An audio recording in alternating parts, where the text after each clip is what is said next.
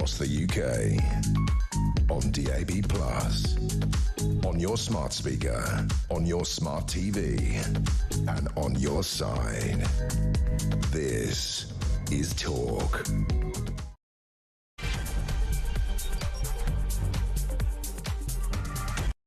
And good afternoon, 3 minutes after 1 o'clock. We are, of course, across that still emerging story, the Air India flight to London, Gatwick, 242 people on board, including 53 Brits, has crashed into what appears to be a doctor's hostel in Ahmedabad. This is in western India, with the city's police commissioner saying there appears to be no survivors. The stories are emerging from this. We'll get the latest. We'll cross to Gatwick in just a couple of moments to give an overview of exactly what we do know so far.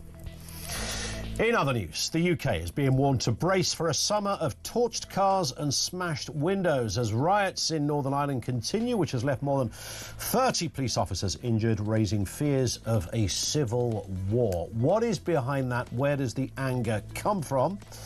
Meanwhile, French police reportedly watched from the shore with binoculars and shrugged, "It's difficult," as a migrant family nearly drowned trying to board a £1,200 per spot dinghy bound for Britain.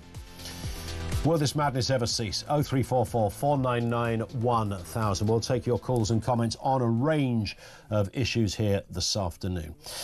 We'll be speaking in a moment to Oscar Reddrop with a look at the big stories of the day. But naturally, as you will understand, and again, details still emerging as it does with horrendous stories such as this. And we'll bring you all the latest as it goes. Let's get an overview of what we know so far and the further details. This plane was, of course, heading for Gatwick Airport, just on the outskirts of London. Live from Gatwick, our reporter Nick Ellaby has the latest. Good afternoon to you, Nick. Yeah, good afternoon, Ian. Horrendous is the word. We've just had quite a grim update come through from the City Police Commissioner in Ahmedabad, who says he believes there are no survivors from this crash. We've heard also over 100 bodies have been taken from the crash site to Ahmedabad Hospital. In terms of what we know about this flight, it's an Air India flight on a Boeing 787 Dreamliner, flight AI-171, that took off this morning around 9 a.m. UK time from Ahmedabad in India. It was supposed to arrive here at Gatwick at 6:25 this evening. We understand it never got more than 650 feet off the ground, according to data from flight radar. There was a mayday signal put out just a minute or so after it took off, and lost signal within about a minute of takeoff. Until today, we understand that the Boeing 787 Dreamliner had never crashed, actually has an impeccable safety record. 1 billion passengers it's carried since 2011 across some 5 million flights. We understand this is the first crash from an aircraft of this kind, and it came down in a residential area as well. Reports it came down and hit a doctor's hostel in an area called Magani Nagar, just outside the compound of Ahmedabad Airport. 53 British nationals were on board. That has been confirmed by Gatwick Airport. 252 passengers in total, including the crew, probably of around 12 crew members. 169 Indian nationals, including 1 Canadian and 1 Portuguese national as well. We know that teams on the ground there are focusing on pulling people out of the rubble. Yeah, as I say, horrendous video and photographic evidence coming out from around the crash site. We know that there are already crisis teams set up here at Gatwick Airport. Gatwick Airport have recently put out a statement confirming those numbers from the passengers on board. They say they are liaising closely with Air India. There's a reception centre already set up here for relatives.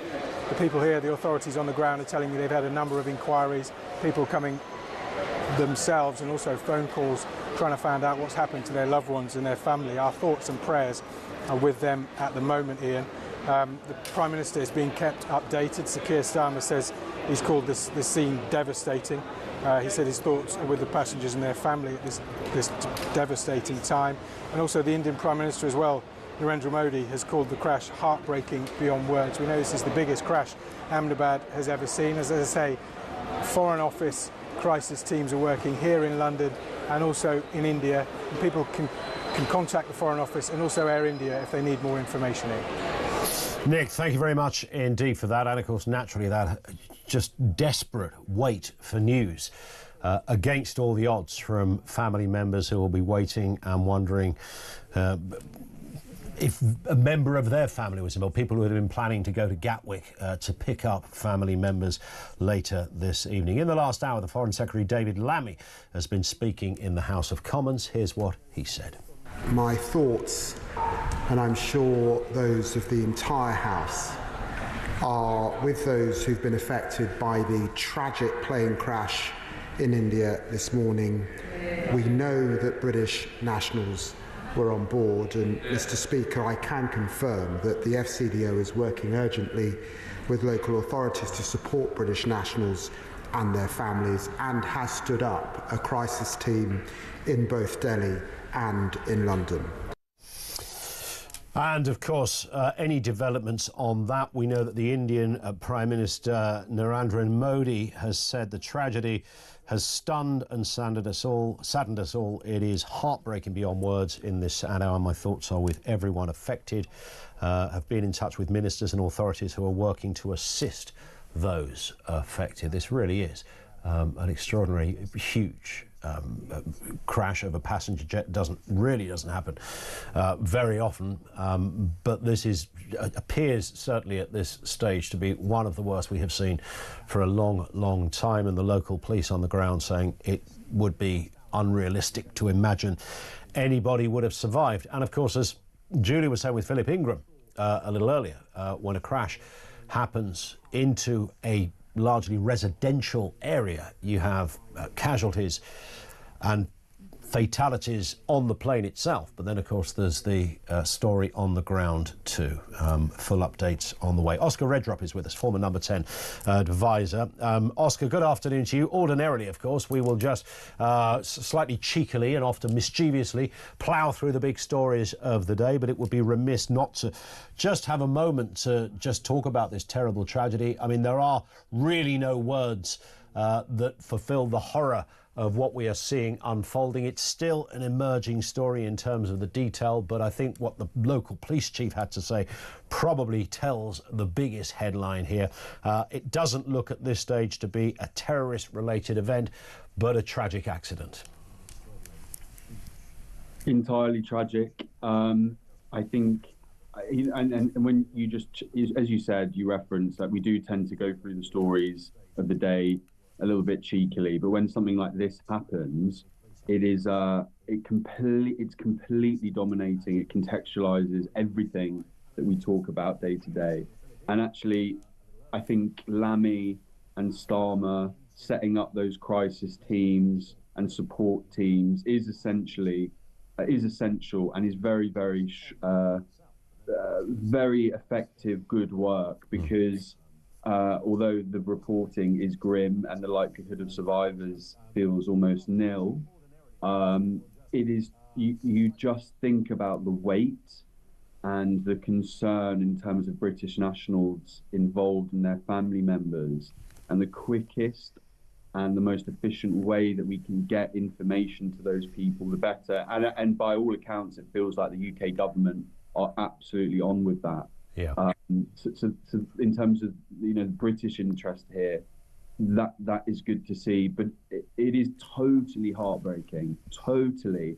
And you're right to point out, and we haven't had any updates on this as yet, but in a residential, and I imagine a very populated residential area, I think the death toll will continue probably to go up and up, and it's just a very, very stark reminder of kind of the fragility of life in a way. Well, indeed, and there is that kind of, there but for the grace of God moment. Everybody kind of imagines, gosh, I could have been on that flight, or what if, what happens when you know, you're waiting for your family to come back. You were planning to be at Gatwick at 6 o'clock this evening with the car ready with a welcome home sign. And everybody has those moments. And, you know, you think of kids that are travelling. Interestingly, just by a weird coincidence, a friend of mine who I'd sent an email to, I got a bounce back email saying, I've got the day off today to pick my son up from the airport. He's been travelling for 6 months. Now, he's not in India, but there will be people who are experiencing that very story for real. Absolutely, absolutely. And it also, it's not a positive, look, it's not a positive to take from it at all, actually. But you do, there will be people, you know, I'm going to see my mum, who I don't see very often, and she tends to fly down when I see her. And it will just make, you know, we all hug our loved ones a little bit tighter. Yeah. And it just contextualizes things. And I think we should be prepared for very heartbreaking reports when it filters through the individuals and the British nationals involved in this. And I think the whole country would come together. Not that what can you do? What can you say? But the whole country will come together, I'm sure, in remembering and just having the deepest, devastated sympathy. And I suppose there is something, you know, we see plane crashes, we see car crashes, and, you know, terrible things happen, sadly, on a daily basis. It is sort of part of the ups and downs of life, and it really isn't always pleasant. But there's something specific about a plane crash, isn't there? There is something very final about a plane crash. It's almost impossible to survive a plane crash in this respect, and so many people involved in one incident. It kind of touches all of that. And whilst people die in war and in all sorts of scenarios, something about the innocence or the sort of holiday spirit or the kind of pleasantry of travel set against the backdrop of a plane crashing with 240 people on board sort of really does peak in that respect. And absolutely, and these things go through phases as well. If you wanted to be a tiny bit more analytical and detached, but once the tragic, can't emphasize that word enough, dust settles, people will want to know how this has happened. Yeah.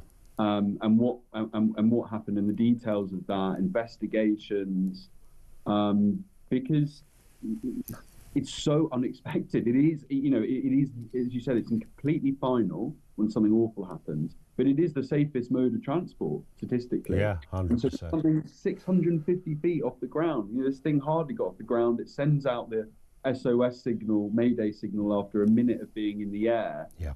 Something profound has gone wrong, and people obviously in time will want to know exactly why and how this happened. And we'll talk to some aviation experts and pilots and the like throughout the course of the programme, and full updates on when we get the detail. And certainly at the moment, many speculating that, you know, often a plane where all the engineering and everything seems to fail, if you had a runway to land on, you might be able to land it. But once you're away from that territory and you have no choice, then this is what the result is. And the fact, I suppose, with air crashes, as you rightly said, Oscar, they don't happen very often. This is very rare, and a passenger jet, really rare. And, you know, this is, in terms of numbers, somebody mentioned earlier, this could be worse than Lockerbie. I know that was a terrorist attack, but in terms of people on board, this is absolutely huge. Yeah, it's I think, in fairness, it's why, and it's good to see, we've seen Starmer and Lammy leap into action, because there are so many people directly affected, indirectly affected, family, friends. I mean, if you think about it in those terms, there'll be thousands of people probably in this country who will be absolutely desperate for information at this time. And so I think we've got off to a good start in terms of ensuring that happens as quickly as possible. Indeed. Let's have a look, while you're with us, Oscar, let's have a look at some other news out there. A big story which seems to be, sadly, almost building by the day, it seems, and these are the Ballymena riots. Some calling it the start of a civil war. Many suggesting we should brace ourselves for a summer of torched cars and smashed windows. We've got 30 officers, police officers, badly injured, now spreading across Northern Ireland. We've had a leisure centre, which was used as an emergency shelter for families, has been set on fire. Rioters live streaming themselves burning down a house on TikTok. I mean, this is deeply disturbing. Deeply disturbing. And it's a really simple thing to say, but I think sometimes we forget it. But these things tend to happen in the summer. And so you don't want to see the spread. That happens with rioting sometimes. People, you know, that you see the images on the television. Yeah. Happens in one location, then it starts to crop up here, there, and everywhere. I mean, obviously, you have to dismiss the thuggery and the criminality and the violence straight away. I mean, there's just no T's and C's. There's no asterisk next to that. There is never, ever, ever, ever in civil society an excuse or a reason for rioting like that. And you've seen like the burnt out houses, the cars. It is genuinely horrific. Yeah. Is it? I was just going to say, Oscar, I was thinking of Southport here, and also the riots in America after the George Floyd killing. This, of course, in Ballymena is widely believed to have begun after 2 Romanian teenagers were charged over an alleged attempted rape on a local girl. So there is an immigration element to this. Notwithstanding what you've just said, because you're right, you can't excuse that. And I would very much doubt that if you found the average half-wit who throws petrol bombs into leisure centres, the idea that they're somehow philosophically and intellectually wedded to the finer details of the immigration debate would probably be zero. I mean, it's just really not the case. These are people that see an opportunity, jump on the bandwagon and go for it. However, what does happen, and certainly I remember after the riots in America, where half the place seemed to be on fire, people died during those terrible moments. I'm sure there was a moment when the likes of Keir Starmer was saying, yeah, well, sometimes we have to listen and understand, you know, why people are so angry. Can we apply that to this kind of thing? Even though Southport, where several officers were injured, people were starting fires, doing horrendous things. Again, I don't believe an intellectually wedded belief system where people were so full and fed up of what was going on that they had no choice but to try and set fire to a mosque or a supermarket or something. But nonetheless, the upshot of that is that it does provoke a debate about the anger. So whilst we may not believe these specific people are worth necessarily listening to, if you throw bricks at police officers' heads and set fire to buildings that have people inside them, whether they're leisure centres or religious buildings, but there is a chance, that, or a possibility, I guess, that it does give more force to the overarching debate that this apparently is about. So you're absolutely spot on. So just as with every, criminality stoked riot, that you have to dismiss it and name it as such immediately, you also, with every single one of those instance riots, you have to understand why it's happening. Yeah. And often politicians don't do that. I thought Keir Starmer's initial reaction to Southport, for example, contributed to what we saw in the days and weeks afterwards, because it was. Don't get me wrong; it's a really difficult tightrope to tread, but you have to understand the deep lying frustration that lies under rioting sometimes. Because yes, a lot of it is mindless, and it catches those that will just. I remember the ones in 2011, where it's just no connection to any of the initial incident that led to those riots. Just people I'll take a freebie from JJB Sports, all good, no idea what's going on. But by and large, it taps, the reason why these things happen is because there is a frustration, and there is, I think, often detachment. I think a lot, specifically with this and what we saw in Southport, there is a detachment that people feel from their community. They feel ignored, they feel patronised, they feel often lied to, actually. If we want to be really blunt about it, they feel lied to by politicians. Yeah, spot on. And I don't like the word, but actually they feel gaslit by politicians, that their issues don't matter, that what they see in their communities in terms of cohesion and, you know, probably mass immigration into their communities. No, it's not valid. Actually, from our kind of ivory tower positions, we know what's going on in communities. You're just thugs. You're just, and so it's a really difficult tightrope. And I think if the state, and I mean that kind of generally, if the state and politicians don't solve, or at least sound like they're trying to solve the issues for these people in these communities, we will see these riots happen time and time again, and more often. And there is a contagion factor, of course, to riotous behaviour, as we've always seen. You mentioned 2011, and a similar thing happened there. Suddenly, there's an incident in East or North London, and before you know it, there's riots in Manchester. These things do seem to grimly catch on. Stay with us, Oscar. More from Oscar Redrop, former special advisor to Boris Johnson when he was Prime Minister over there at Number 10.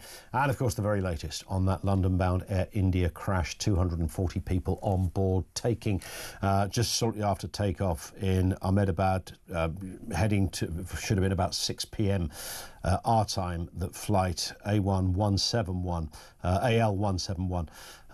landed. But minutes almost after takeoff, about a minute after takeoff, there was already the warning from the pilot, the mayday, saying, we're in trouble. The crash, of course, happened into a fairly dense area, so there's bound to be casualties on the ground as well. Full details as they emerge right here on Talk.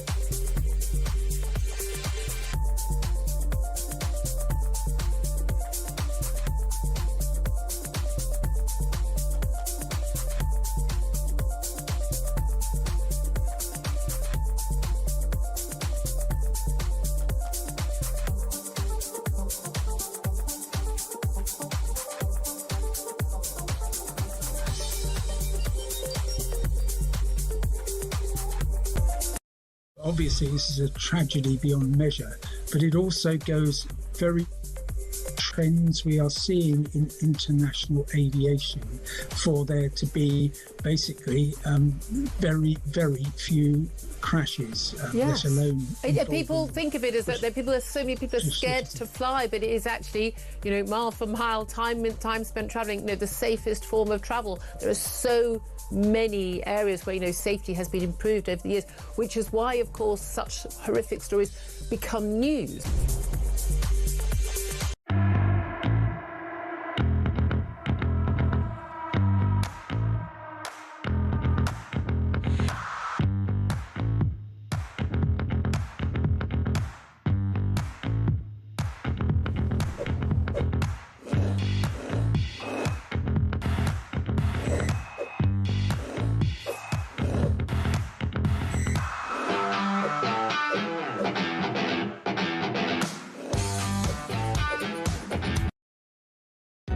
Across the UK, on DAB+, on your smart speaker, on your smart TV, and on your side.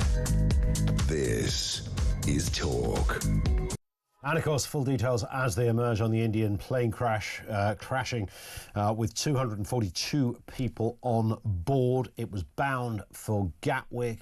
Just moments after takeoff, they were in trouble and crashing into what appears to be a very heavily populated, certainly a built-up area, there are going to be casualties on the ground, and the local police chief saying it would be extraordinary, words to this effect, if anybody had survived this, something we all know, but you live in hope thinking, well, maybe. Details to come, and of course we'll bring you everything that breaks on that story as well. We are, of course, discussing the other big headlines of the day. Oscar Reddrop is with us, former number 10 advisor. Worth, of course, having a little look back, Oscar, to the big spend-up yesterday. Rachel Reeves, £39 billion for housing, 100 billion here, 20 billion. I mean, goodness me, the list went on. Of course, we've got to pay for it now, which is the tricky bit. I'd like to think over there at the Treasury they'd work some of this out, but don't hold your breath because you never know. But it sounded like a big bonanza.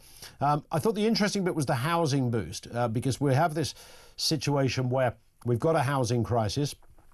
The spending review is meant to address that. Lots of our listeners and viewers yesterday were saying, hang on a second, the juxtaposition of the housing spend up and getting immigrants out of hotels is a bit uncomfortable. Is there a correlation between these two facts?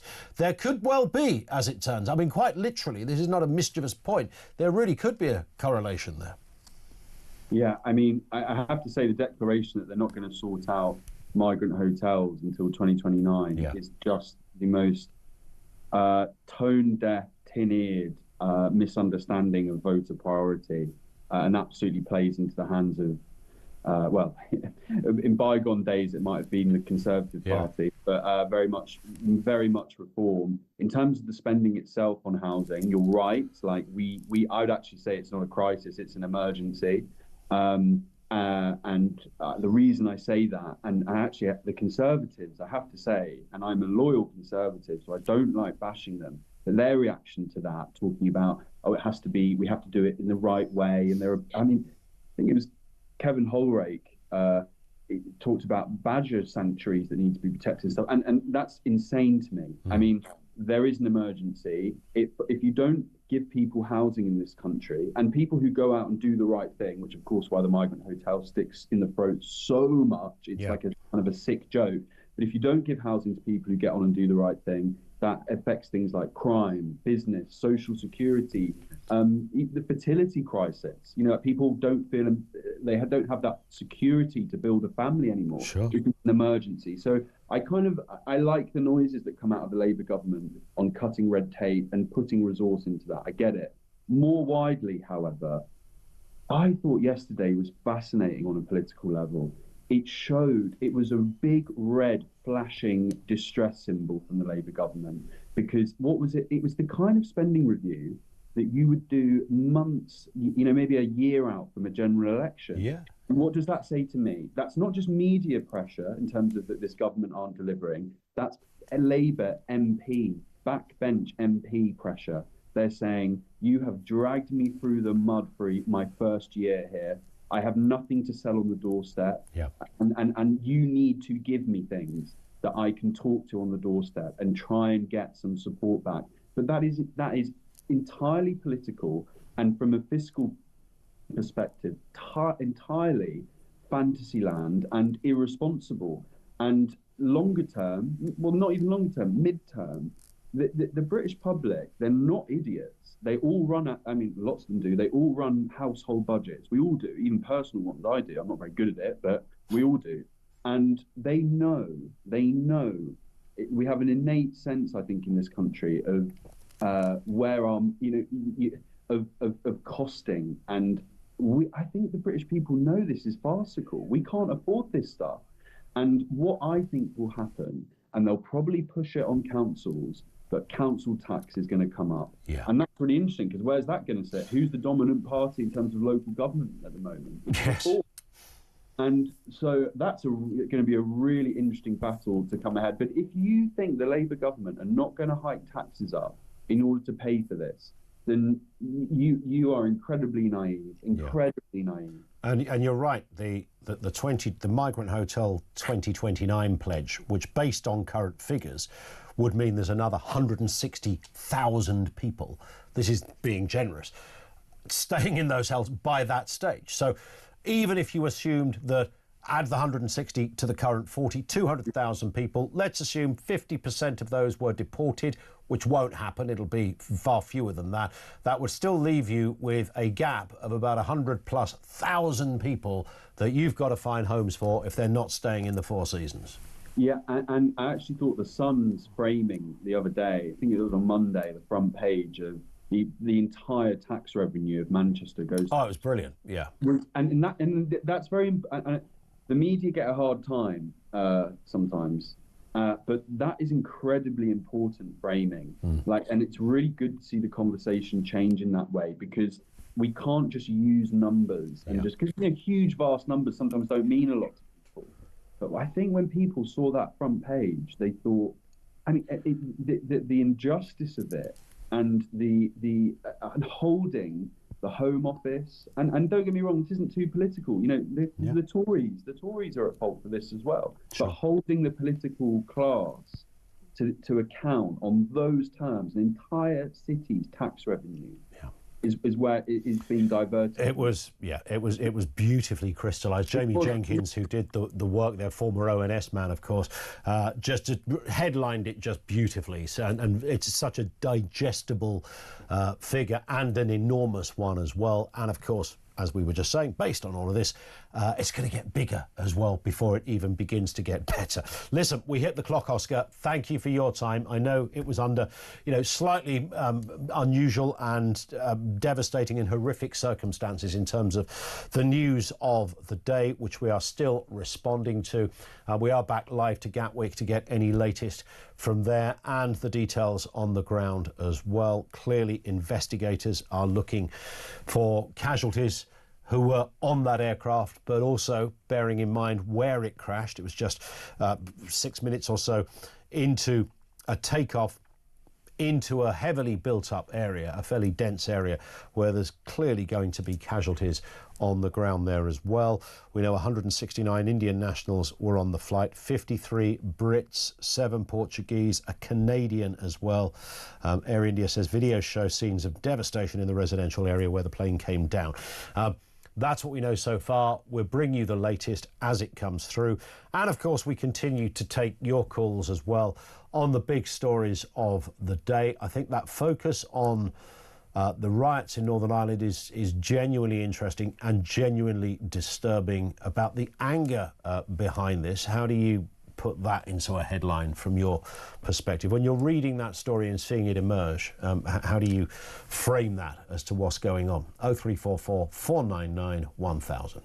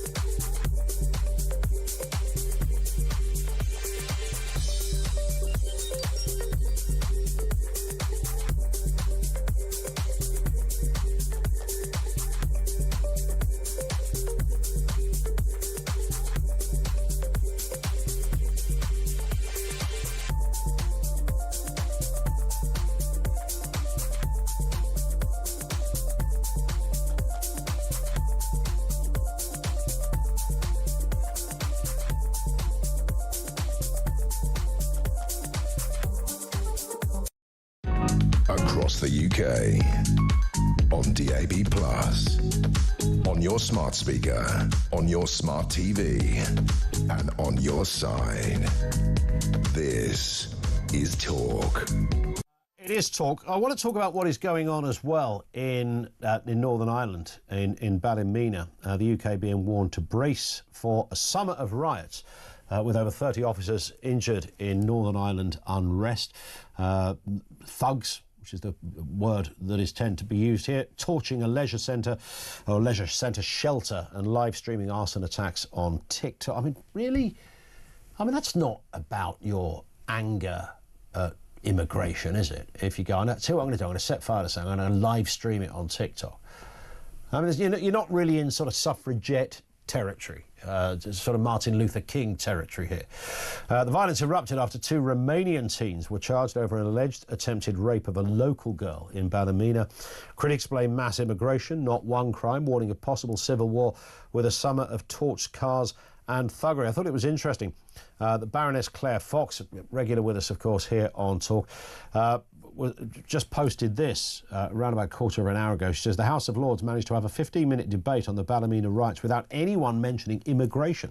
I managed to sneak in at the end to at least ask an awkward question. Inevitably, it flustered the minister, as all other questions had centred on more funding for the police and condemning the violence. Now, that's a really good point, because even though no one, and this is where you have to sort of have two thoughts simultaneously in a way, nobody could possibly in any way say, oh, it's understandable. You know, these people TikToking themselves, setting fire to stuff, are not intelligent people. By definition, they are idiots, all right? These are not sort of fighters for freedom and for a cause. These are just half-wits who like to kick off.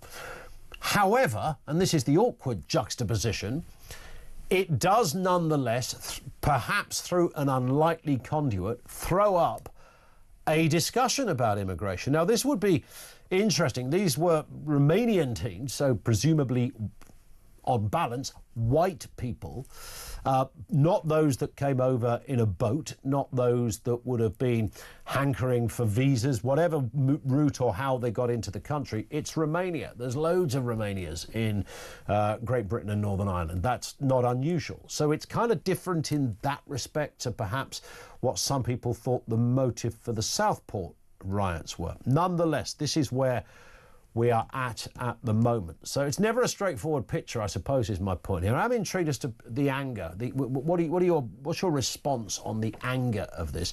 Where it's coming from, even if it's unconventional, even if it's indefensible. What do you say on that? 0344 499 1000. Andrew Tettenborn is a writer and academic. Andrew, good afternoon to you. These stories are, you know, on the face of it, it's a riot, people kicking off, arrest them, nick them, throw them in jail. But of course, invariably, the details demand perhaps more analysis than just a headline. I think they probably do. The thing is, whenever you have riots like this, it's very much a matter of how the people on the ground perceive not only their local area, but what the government thinks about them. And I think it's probably true that if you live in Ballymena, or for that matter, Billericay, or for that matter, Salford, it's very easy to get the impression that nobody in Westminster really cares very much about what's going on in your town. And for that matter, probably they don't have a great deal of idea about it either. Now, that means that if something does happen which annoys you or makes you see that something is wrong, you're much more likely, I suspect, to take it out on the local area. And certainly there was, I think, a feeling in Ballymena that people had moved into what had been a fairly close-knit community and were wreaking havoc. I think there was a feeling, I don't know this, that insufficient efforts had been made for the police to come in and stop it.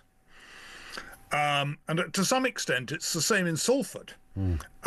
This rioting had actually been boiling up for a couple of weeks or so, ever since a couple of young people had been killed in a rather tragic accident. And I think certainly one of the feelings was nobody really cared, nobody really wanted to do very much about it.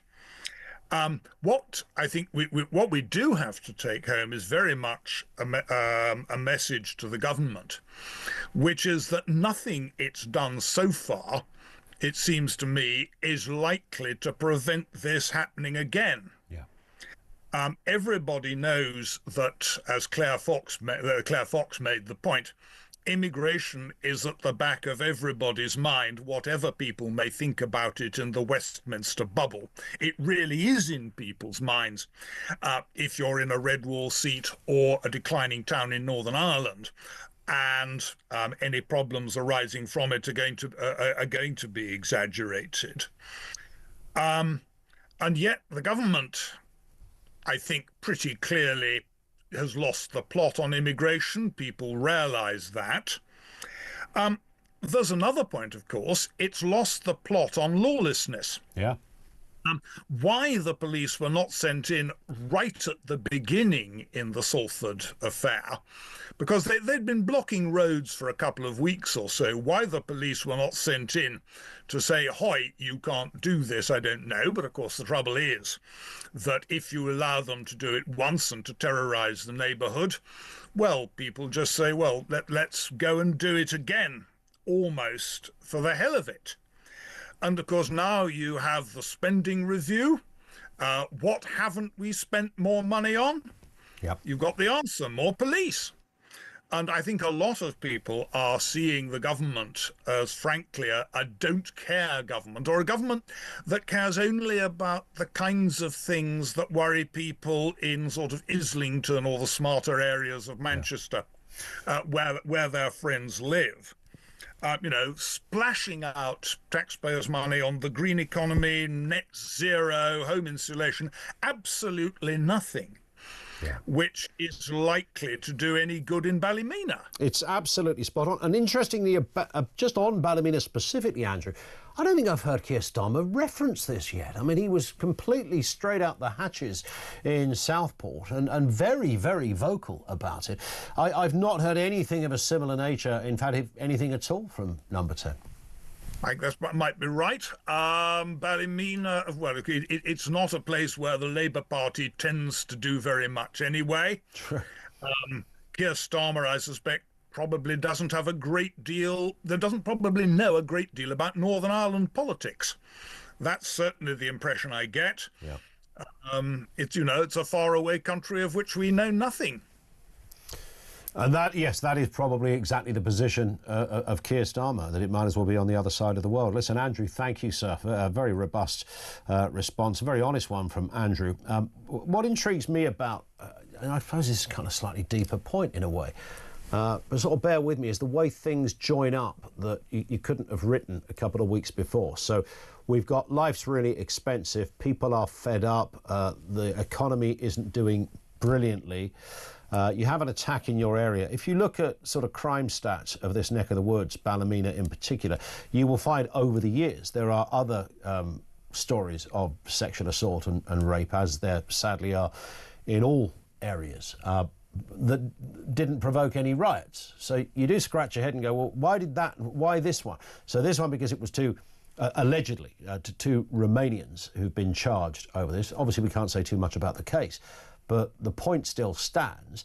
Now, that might, on the face of it, be, well, why would you not, if your issue was about people doing terrible things, it wouldn't matter whether they were immigrants or whether they live round the corner from you for the entirety of your life, surely. But there is something about that, right? There really is something that, rightly or wrongly, and I can't fully articulate this, I don't know if anybody really can, rightly or wrongly, something happens with someone who's moved into the area or come into the area where you are detecting a lack of a cultural assimilation, for want of a better word.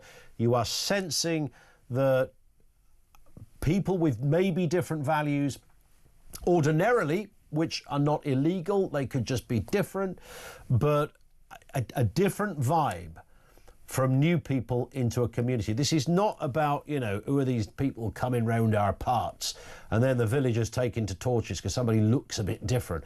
This is much more than that. And so you end up with this kind of perfect storm. So you've got sort of unemployment issues, you've got a lack of aspiration, nobody can buy a house because they're too expensive, paying bills, your energy is through the roof, and the government's priority is to stick a solar panel in the field behind the local school. And you think, right, OK, something's really wrong here. And you're throwing loads of money at asylum hotels, which you are going to close, but not for half a decade, by which time they will be even busier. And you're doing nothing about what's happening in this respect. And it very much feels you're not listening to us. So whilst if you like, the debate begins through something none of us want to defend, half-wits setting fire to things and filming themselves, the upshot, oddly, is terrain for a reasonable debate. Weird as that is, and you can't just say what Keir Starmer was saying after Southport, because it started like this, oh no, these are just right-wing thugs, so I'm not going to talk about it. So yes, you could say some people were right-wing thugs. Anyone setting fire to stuff, vandalising stuff, shouldn't be listened to themselves. But it's too late, because the debate is out there. The debate is out there. You have to then have the debate. And if you went through the history of sort of the Western world in the last 100 years, you'd probably find loads of things, loads of laws and stuff that ended up getting changed or debated that started actually through a very unusual means, or began, the catalyst was quite unconventional. It wasn't a politician that went to Westminster and fired up a concern. It began in a very different way. Let's talk to Jim, who's in Belfast. Jim, what are you thinking? Good afternoon to you, sir. Afternoon, Ian. I used to live in Ballymena. OK, you know the area well then? Yes, so some time ago. But I've heard these aren't Romanians, they're Roma, they're different people, different way of behaving. Mm-hmm. And the authorities are covering stuff up. It's not a rape of a 13-year-old. It's 3 rapes. And these are all, of course, alleged because there's no court case yet, but I hear your point, Jim. Yes, and the latest one, the wee girl was a mixed race black girl. So it's not a racial thing from the people in Ballymena. The victim is mixed race. And I understand that the last case, there wasn't just 2 boys. There was a man as well. OK. I mean, we have to be careful because, you know, we can only go based on people who've been charged.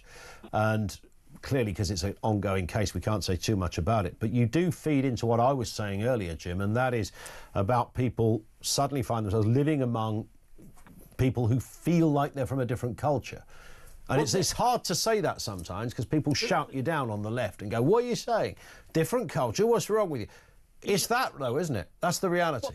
Well, these rapes, this is the tip of the iceberg. If you were in Ballymena, you would, in a normal day, you would think there's more Roma people living there than people from Ballymena. Right. So Ballymena is not a metropolis. It's about the size of that other place called Rochdale, where a lot of things happened. Yeah. So I don't think the people in Ballymena want their wee town to get as bad as Rochdale. It's a fair point. Listen, Jim, we stopped there for time, but thank you. It's a very good point. And it's always a bit tricky, isn't it? I'm not hesitating to call that out, that it's tricky. I know it's tricky because you know the left-wing meerkats will be jumping up and down going, hey, you can't say that about a whole group of people. No, you can't say that about a whole group. It would be extraordinary if every single person who happened to be from a certain group, whether it's religion, culture, nationality, whatever, were all really bad people. That would be bizarre. But you can have a shift and a change in the cultural dynamics of your neck of the woods. And it can notice. And you don't need many stories of this magnitude, which are horrendous, to happen before people start to go, something ain't working here. No politician will say that out loud. 0344 499 1000.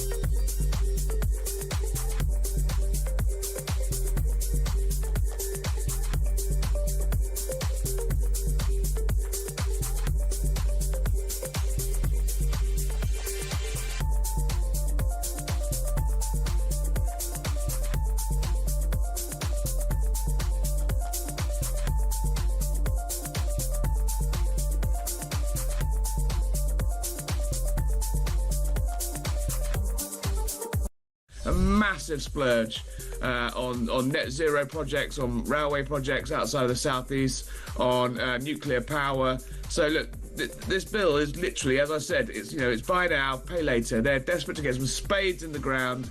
They're desperate to get cranes in the sky, to be seen like they're doing something, to try and sort of counter that sort of Nigel Farage reform surge.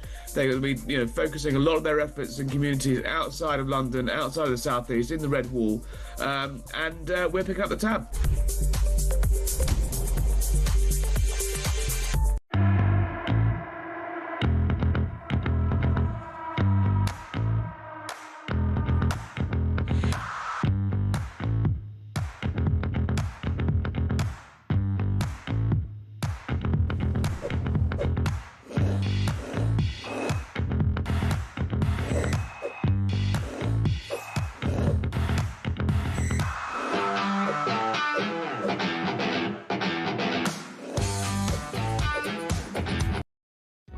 Across the UK, on DAB+, on your smart speaker, on your smart TV, and on your side.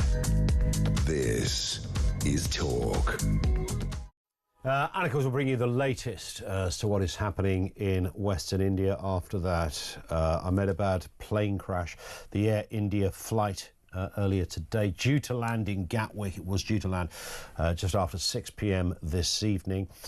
We know the details are horrific. 242 people on board, crashing shortly after takeoff into a residential area, so there will be casualties from the plane and of course casualties on the ground. I don't think there's any way around that. 169 Indian nationals on the flight, 53 Britons on the flight too, 7 Portuguese and a Canadian national too. Details as it comes in. Leaders and officials have expressed their deep sorrow. The Indian Prime Minister Modi called the tragedy heartbreaking beyond words and said his thoughts are with everyone affected. Keir Starmer has described the crash as devastating and offered condolences to the families of those on board.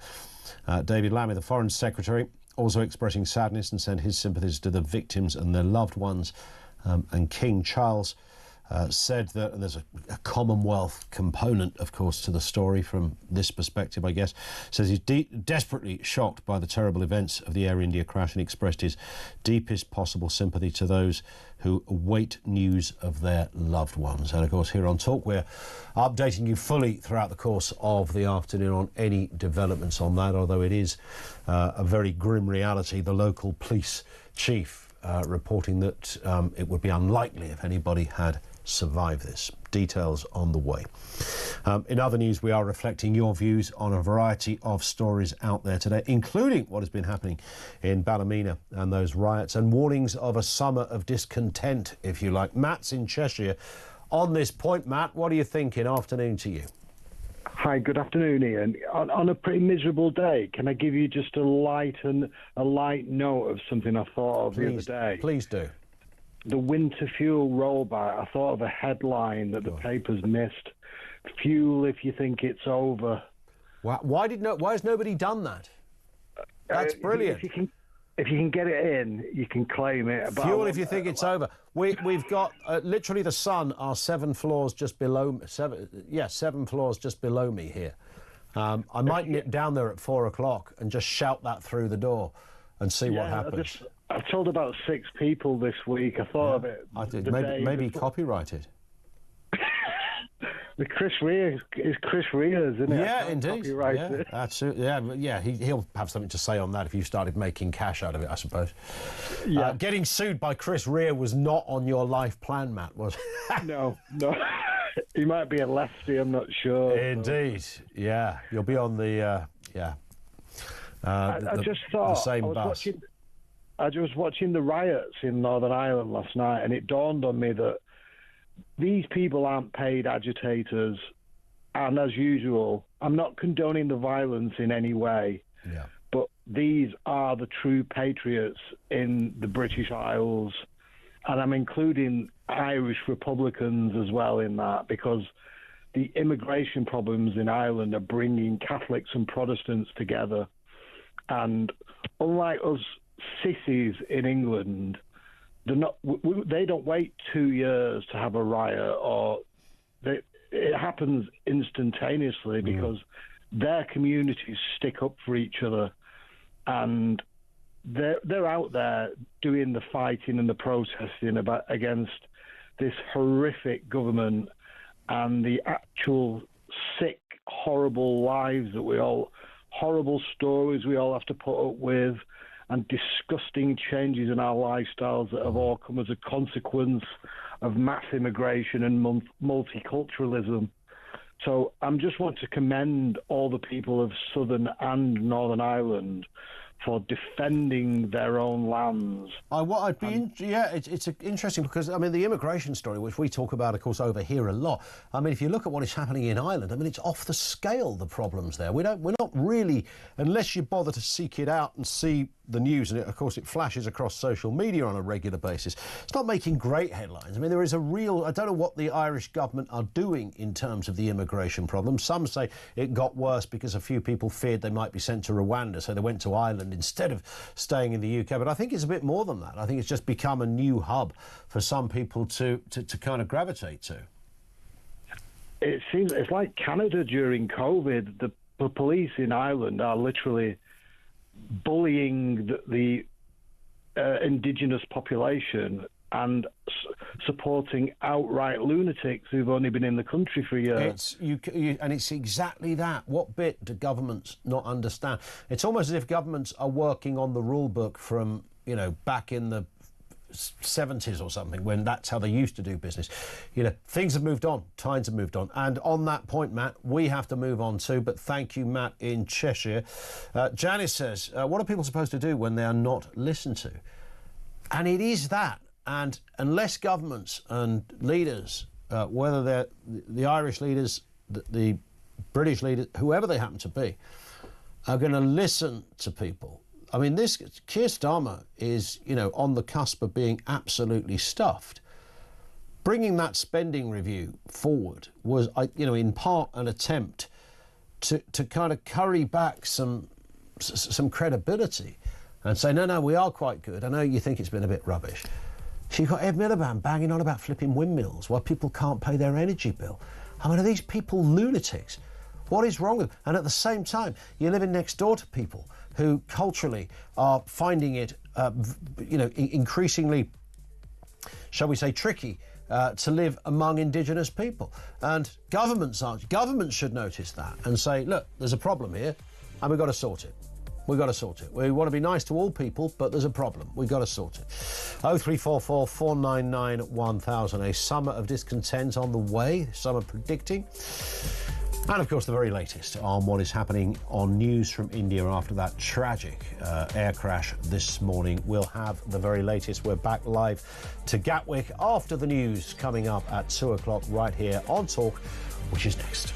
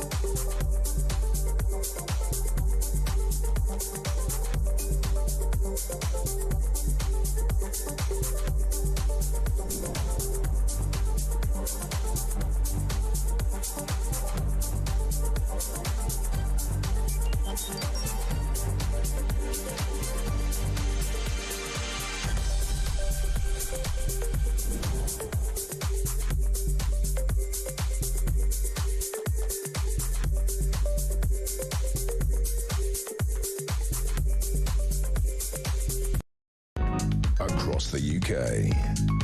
On DAB+, on your smart speaker, on your smart TV, and on your side. This is Talk.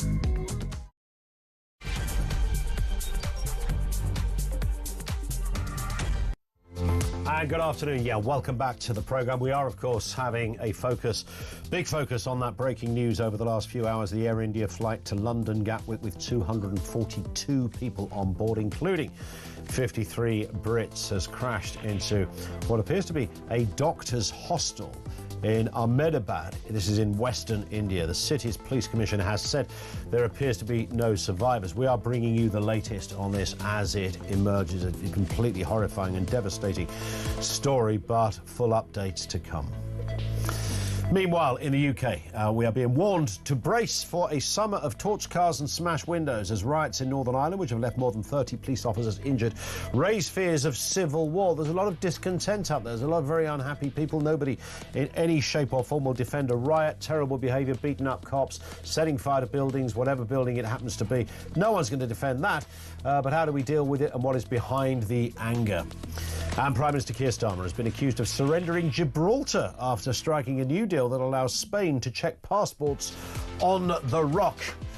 We'll have more on that as well. Everything you need to know, all the breaking news right here on Talk. 0344 499 1000. Coming up on 4 minutes after 2 o'clock. Let's get the latest on what we do know after that air crash this morning, the Air India crash. Alex Diaz, Sun reporter, is over there at Gatwick Airport for us right now. Alex, good afternoon to you. What is the latest and what are we hearing? Good afternoon, Ian. Yes, really tragic news coming out of northwestern India this morning. We now know that 204 bodies have been recovered after flight Air India 171 crashed shortly after takeoff in the city of Ahmedabad. There were 242 people on board, including 53 Brits, 169 Indians, 7 Portuguese, and we now believe that there are going to be no survivors of this crash. As you mentioned, we've been told that the plane crashed into a doctor's hostel, so there's expected to be victims on the ground too. So the plane was heading to Gatwick, and a reception centre has been set up here for victims' families or anyone that knew people on board. And the Foreign Office has also sent crisis teams to India and here in the UK to assist with those affected by the crash. And of course, you know, this is an emerging story. Listen, Alex, thank you very much indeed. Alex Diaz, reporter for The Sun over there at Gatwick. We are going to be crossing back and forth around to get the latest on this. Let's hear from the Foreign Secretary. This is David Lammy speaking just over an hour ago. His response to what has happened in India. My thoughts, and I'm sure those of the entire House, are with those who've been affected by the tragic plane crash in India this morning. We know that British nationals were on board, and Mr. Speaker, I can confirm that the FCDO is working urgently with local authorities to support British nationals and their families, and has stood up a crisis team in both Delhi and in London. That's the latest from the Foreign Secretary. As you heard, every world leader at the moment seems to be making very similar statements about condolences and the like, and to cite the comments of the police chief, it would be unlikely if there were any survivors of this. They've said that at least 200 people they believe have died, but of course they are still looking, and it's the very grim reality by nature of this, for people in that wreckage. There will be people, not just those that were on the plane, 242 on board, but those on the ground as well. This crashed into a heavily residential area. It was a fairly dense area too. We know that of the 242 people, 169 were Indian nationals on that flight. There were 53 Brits on that flight as well, 7 Portuguese nationals and a Canadian as well. This is according to Air India reports. We've seen, and you can see if you're watching this in pictures on our feed, It is a scene of absolute chaos and utter devastation, but does appear that the emergency services are putting into action that plan you hope you never have to, and doing their best to establish if anybody could have survived this, be they from the plane or from the ground. It would be unlikely. The plane had only just taken off. A mayday signal after about a minute was sounded. It was only about 650 feet in the air, which is, I mean, literally in aeronautical terms, that is just after taking off, and then came back down, initially looking as if it was returning to land in a fairly smooth fashion. But of course, the problem, if an aircraft is compromised in whatever way, some kind of engine issue, whatever it happened to be, it's all very well that a skilled pilot might be able to bring a plane back down to ground with a heavy bump and some casualties, but almost impossible that they could do that unless there was some kind of area to land in. In the absence of that, there are almost no choices, it seems. Let's go then live to Ahmedabad on the ground and find out a little more. Sonal Anand-Khat, Associate Editor at TV13, is with us. Sonal, good afternoon to you. We know this is devastation. We know the police have said it is unlikely anybody has survived. Yes, I am in Ahmedabad. We are at Ahmedabad right now, and I'm at the post-mortem room. I will show you the current situation of the post-mortem room. You can see what kind of people see all relatives of the survivors, or they all are here since morning, and everybody is looking for the relatives.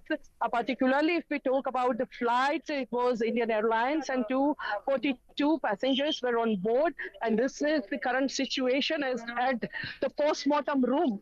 And see the situation, all police forces here. And today, this Chief Minister Bhupenji Patel was arranged immediate meeting at the civil hospital, and they have given some actions. They have taken. They have appointed 4 IAS officers for the immediate at the civil hospital to look after the all patients and everything. All this. See, this is the post-mortem room, and we are at the post-mortem room. All dead bodies are coming over here since morning, and there was a blast when that flight was crashed. It was crashed on the hostel room of the Ahmedabad Civil Hospital.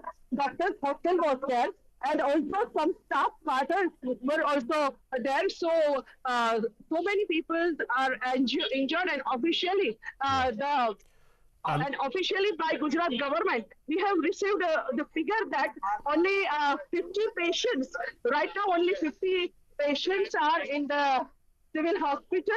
They are under observation, and there is no any officially that we are receiving any data from the government, but we have received that 50 passengers who are injured in this incident, they are still in the hospital. Indeed. So it would be within the. Sonal, Yes. I was just going to say it would be unlikely that anybody would survive a plane crash, but there will be other casualties from where this plane crashed into. This was a heavy populated area.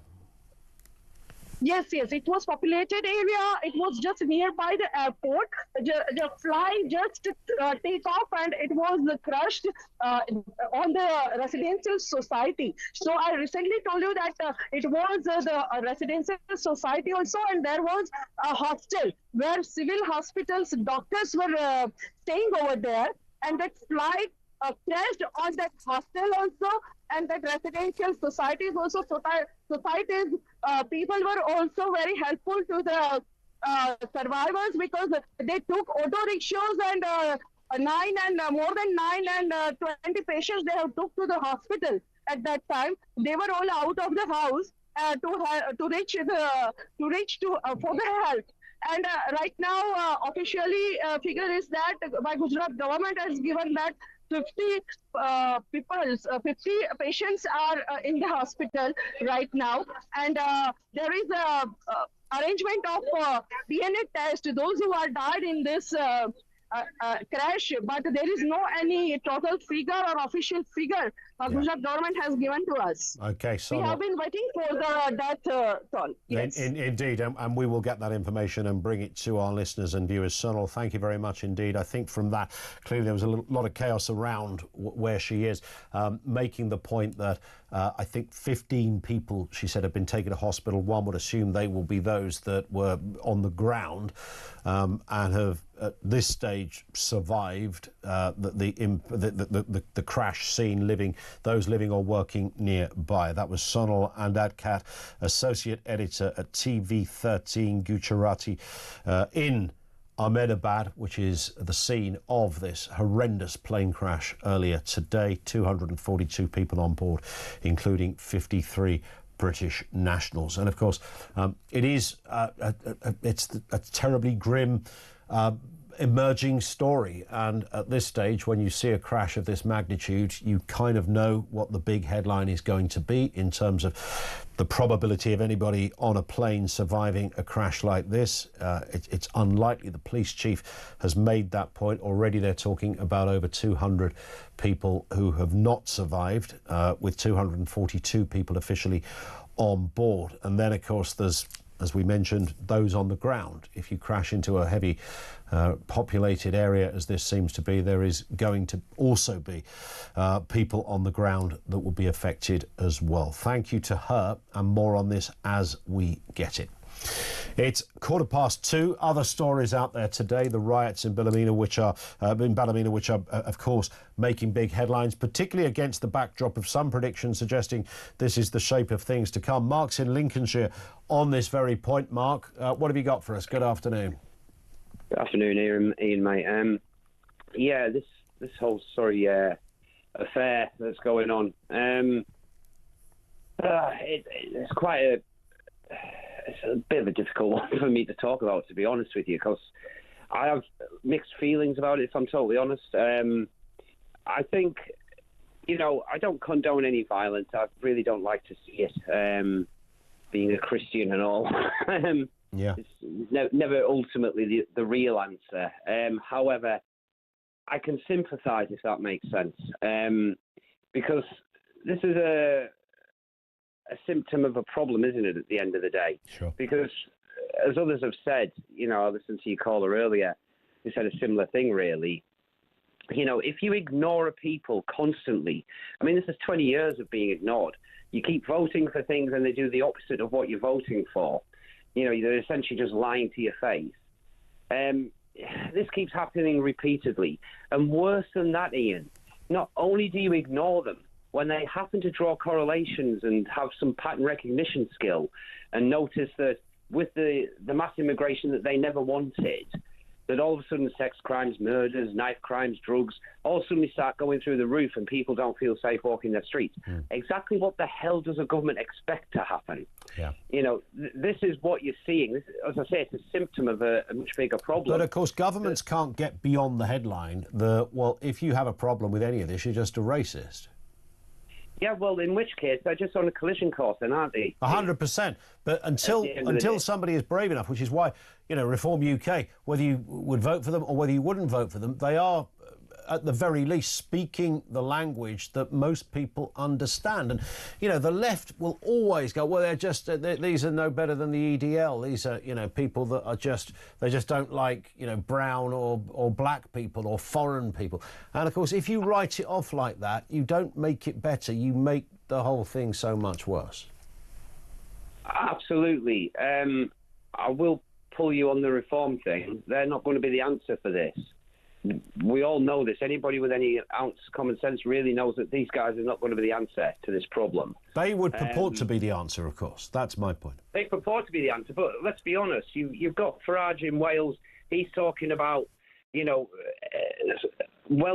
Welsh is somebody who's lived and paid tax there for 5 to 10 years. You've got Tice who claims he doesn't care if the white British become a minority in 40 years because he won't be here by then. I'm sure he hasn't said that. The new chairman, sorry?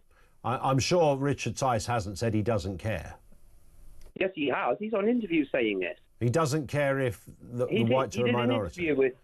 He did an interview with Stephen Edgington. Okay, well, on your rivals. I would be surprised if that was the context, is my point. But anyway, we'll leave that point. Listen, on that point, though, Mark, we hit the clock. Thank you. 0344 499 1000. I don't know if reform are the answer to it. My point to Mark there is that that's literally the headline of what reform are aiming and, I think it's fair to say, promising to address.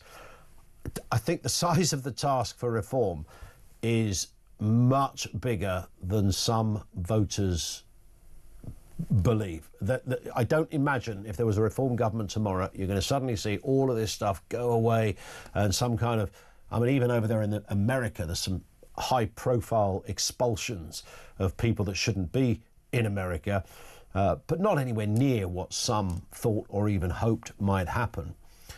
The big headlines are there, the optics, which is what governments need. Oh, look, we're doing something. You know, yesterday when Rachel Reeves, we're people who shouldn't be here, we will get rid of it, blah, blah, blah. But the reality tells a very different story. 0344 499 1000.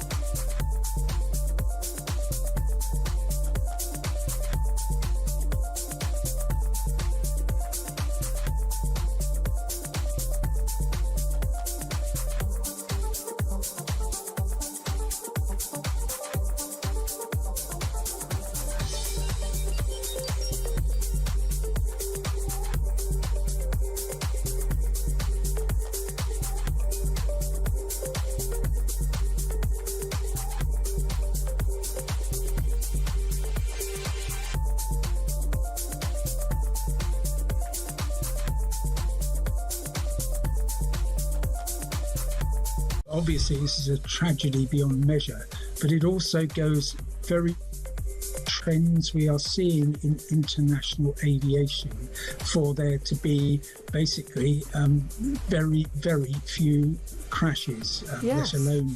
People think of it as that so many people are scared to fly, but it is actually, mile for mile, time spent travelling, the safest form of travel. There are so many areas where, safety has been improved over the years, which is why, of course, such horrific stories become news.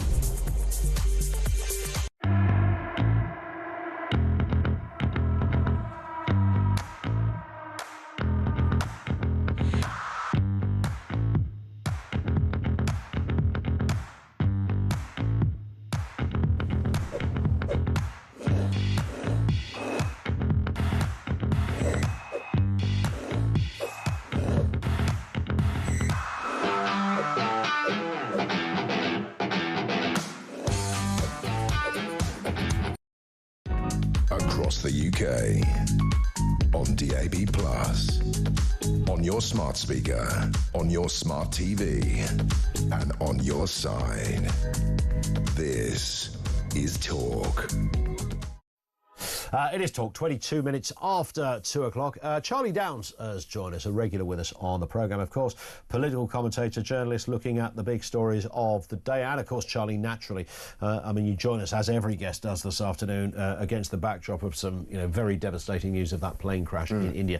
There's not really comment or opinion around this kind of thing. Yeah, it's just horrible. It's just horrible. Yeah. We await, the official kind of reasonings behind it. It seems that terrorism has sort of been ruled out, although I'm pretty sure authorities would say, you never know, but it's certainly not looking that way. Well, based on some of the information that we do have, like details about the pilot and the plane itself, it looks like a mystery, basically, because this type of plane, this Boeing plane, has never gone down. Yeah, it's never gone down before, right? And the pilot, it had 8,200 hours, in the sky and all the rest of it. So, incompetence, maybe, but it doesn't look that way. And a technical fault, again, maybe, but there's no precedent for it. But it is the only form of transport that I think people get onto a plane, and they do, everybody, if they're honest, has that little thought. Yeah. It might be the week before, it might be on the day, it might be when you're up there. Because, obviously, if a plane crashes, it's very hard to survive a plane crash. You can survive a car crash or a bus crash, even a train crash. But a plane, you don't. And, without sounding too grim and not trying to be glib about this, but certainly that thought goes through your head. But it is the safest form of transport. Yeah. And so when it happens, it's very rare, and certainly a passenger plane of this magnitude, as you say, with almost a perfect safety record, and a pilot with immense experience. You do think that the lottery of what happens. Something technically goes wrong and no one can put it right. Yeah, it's just terrible luck, isn't it? Terrible. 53 British nationals on board as well, 11 children. Yeah. It's just a horrible story. It's a horrible story. We are, of course, updating everyone with the latest as it comes in, but it's an emerging story, and as we get any further details, we'll bring it to you here live on the programme. Let's move to domestic matters. The riots in Ballymena, reports of a civil war. Some saying the UK should brace itself for a summer of torch cars and smashed windows. Nobody defends people who beat up the police or set fire to things and throw, bottles of flaming bottles into buildings and the like, and of course then films it for TikTok. That's almost a whole different thing. However, and it's a very, that word, however, is doing some heavy lifting here, but nonetheless, sometimes something unconventional and even desperately unrequired does actually spark a debate. And that's we had it with Southport.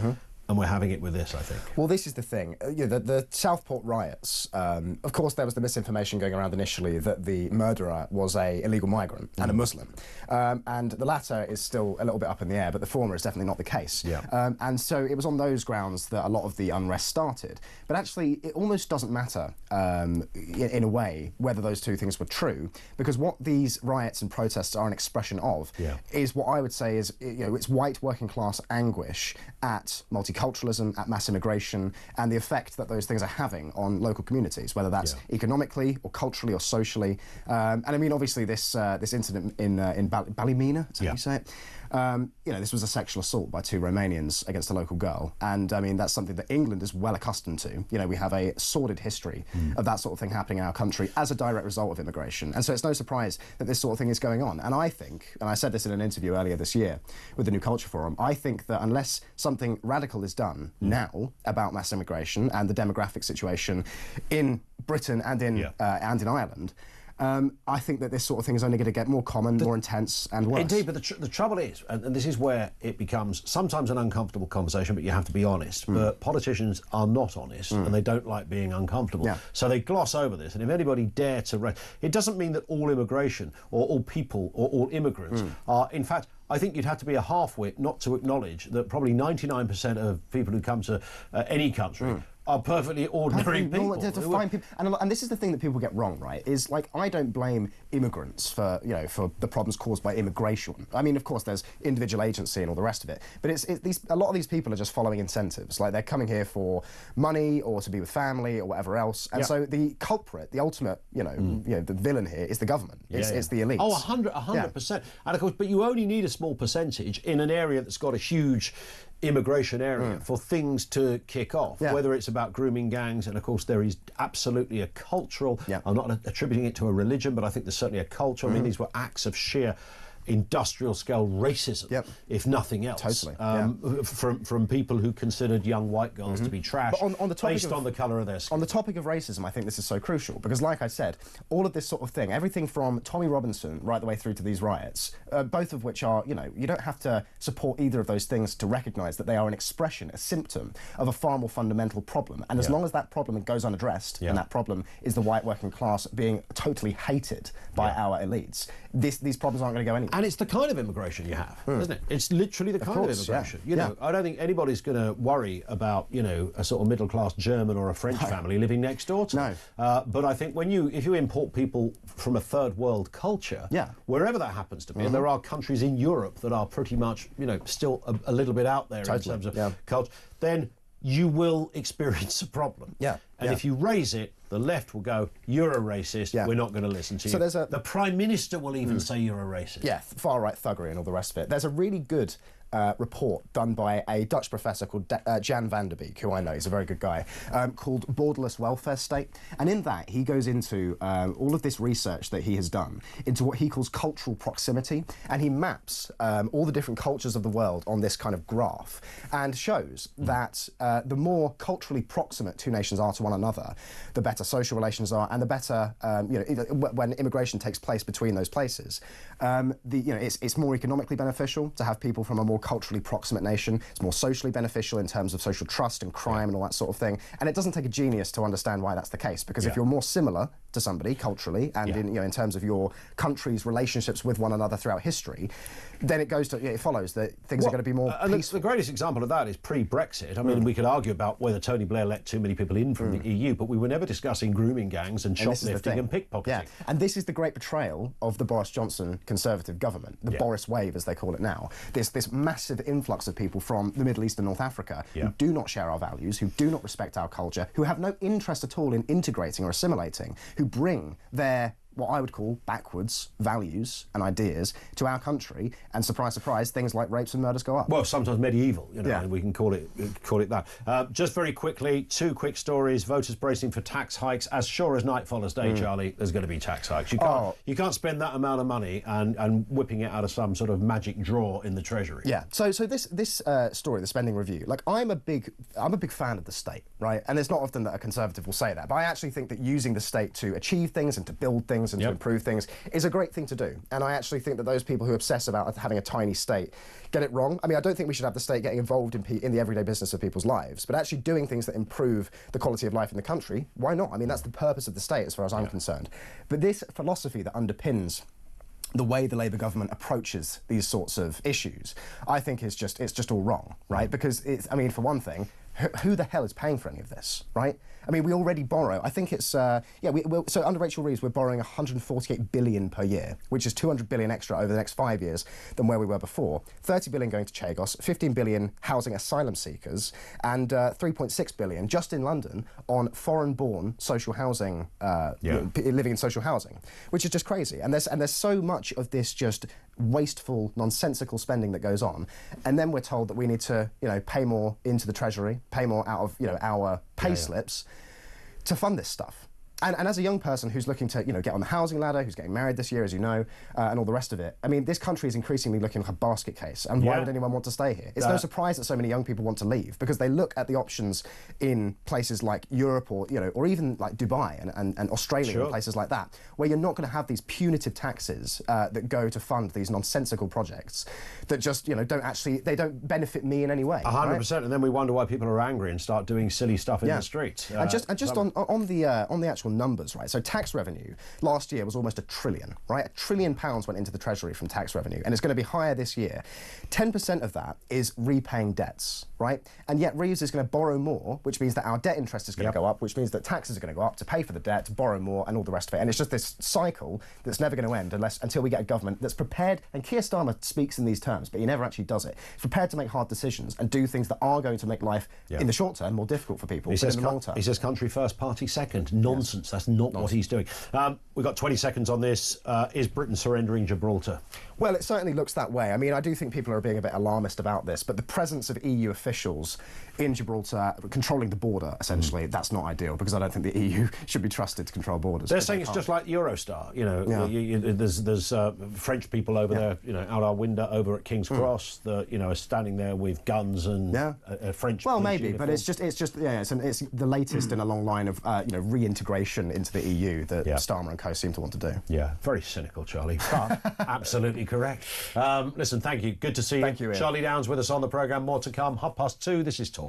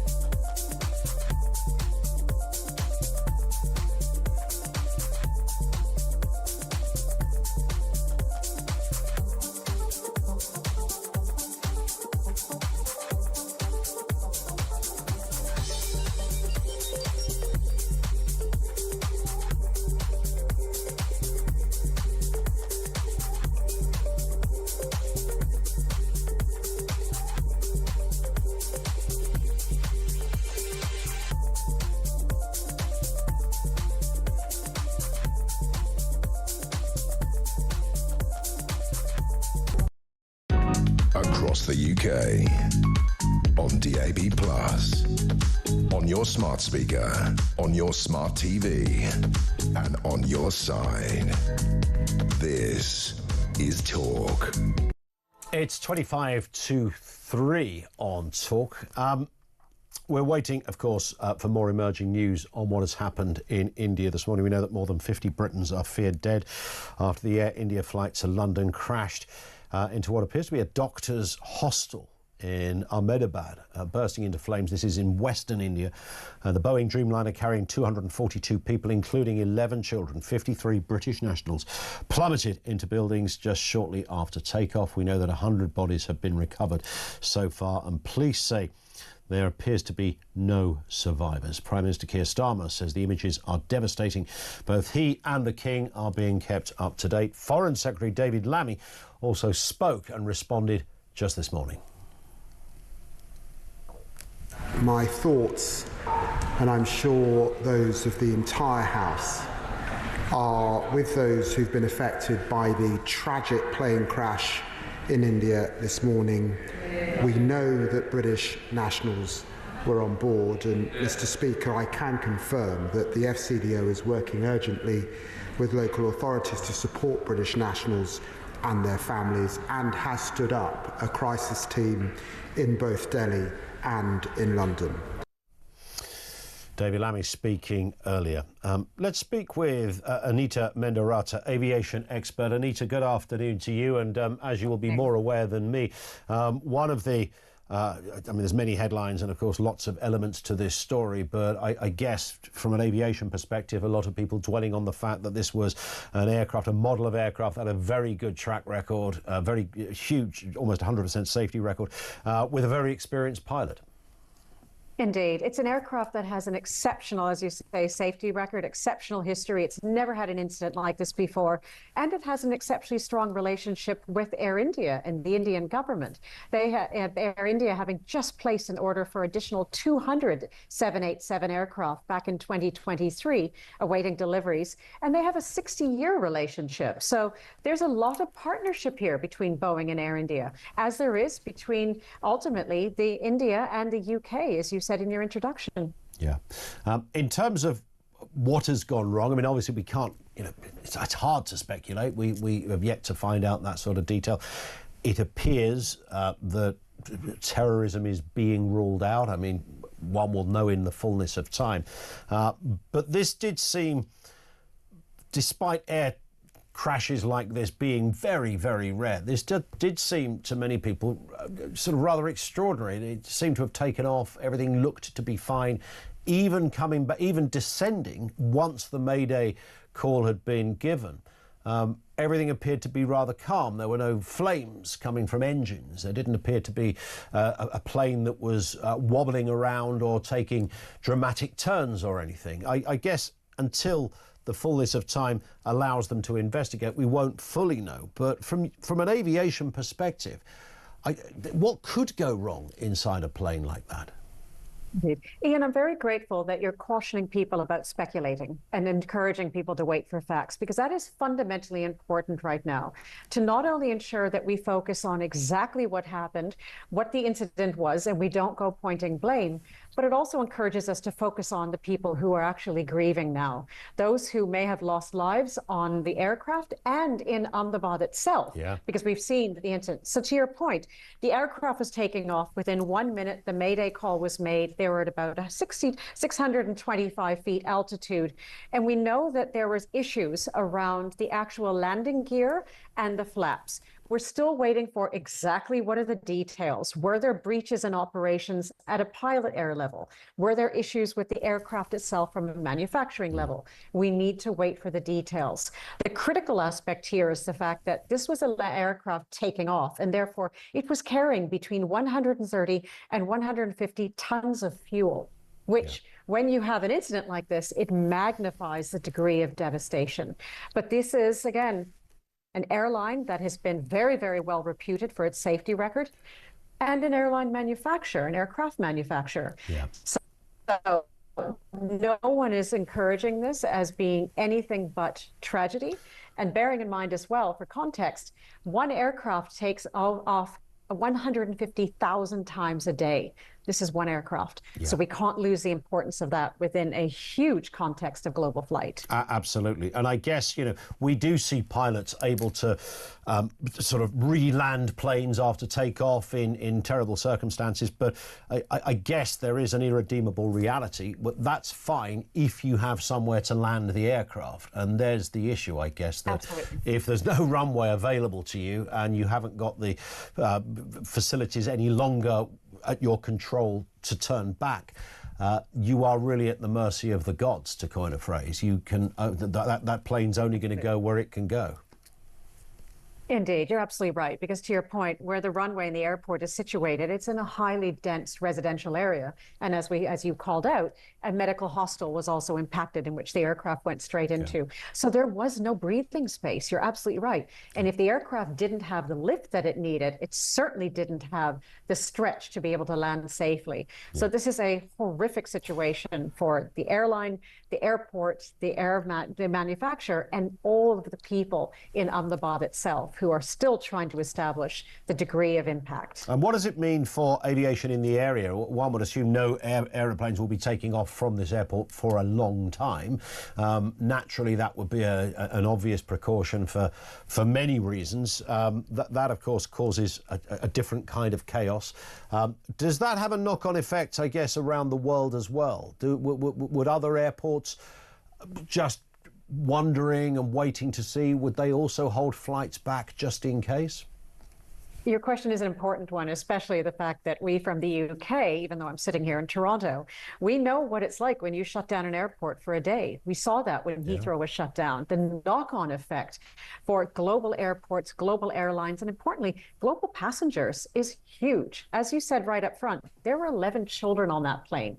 And I always think in a situation like this, how many of them were unaccompanied minors? Imagine that if you're a child in that situation.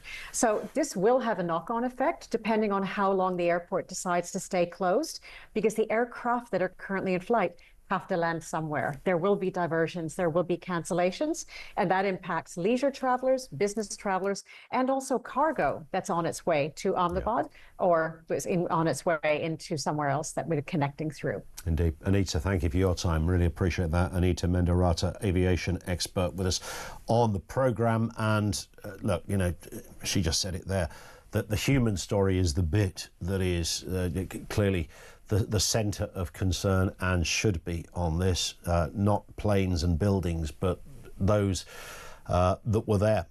11 kids, 53 British nationals, 160 Indian nationals. There were Portuguese, Canadian flying there as well. All of those people have families. They would have been waiting to greet their families at the other end, perhaps. They'd have waved them off when they boarded the plane. Ready for whatever trip they were taking, etc. And there's all of that to kind of deal with. And then, of course, those on the ground as well. If a plane crashes in an area such as that, I think it would be reasonable to say you're not really going to get away without a certain amount of injuries and arguably fatalities as well. As we get more details, we will, of course, I'm repeating myself here, there's nothing else I can do other than to bring you updates when they happen. We know that 4 UK air accident investigators have apparently been sent over to India as well. So they are trying to throw everything at this to establish what might have happened. It looks to be, certainly from the outside, and I'm looking at maybe some level of speculation, but some of it qualified views online, people suggesting that this would have been something that in 1,000,000 to 1 chances could ever have happened. One thing that could go wrong that, you know, that's never going to happen in 10 lifetimes of a plane, but the sad, grim lottery of accidents suggests that that means that once it will. Maybe it was something of that nature. Full details as we get it.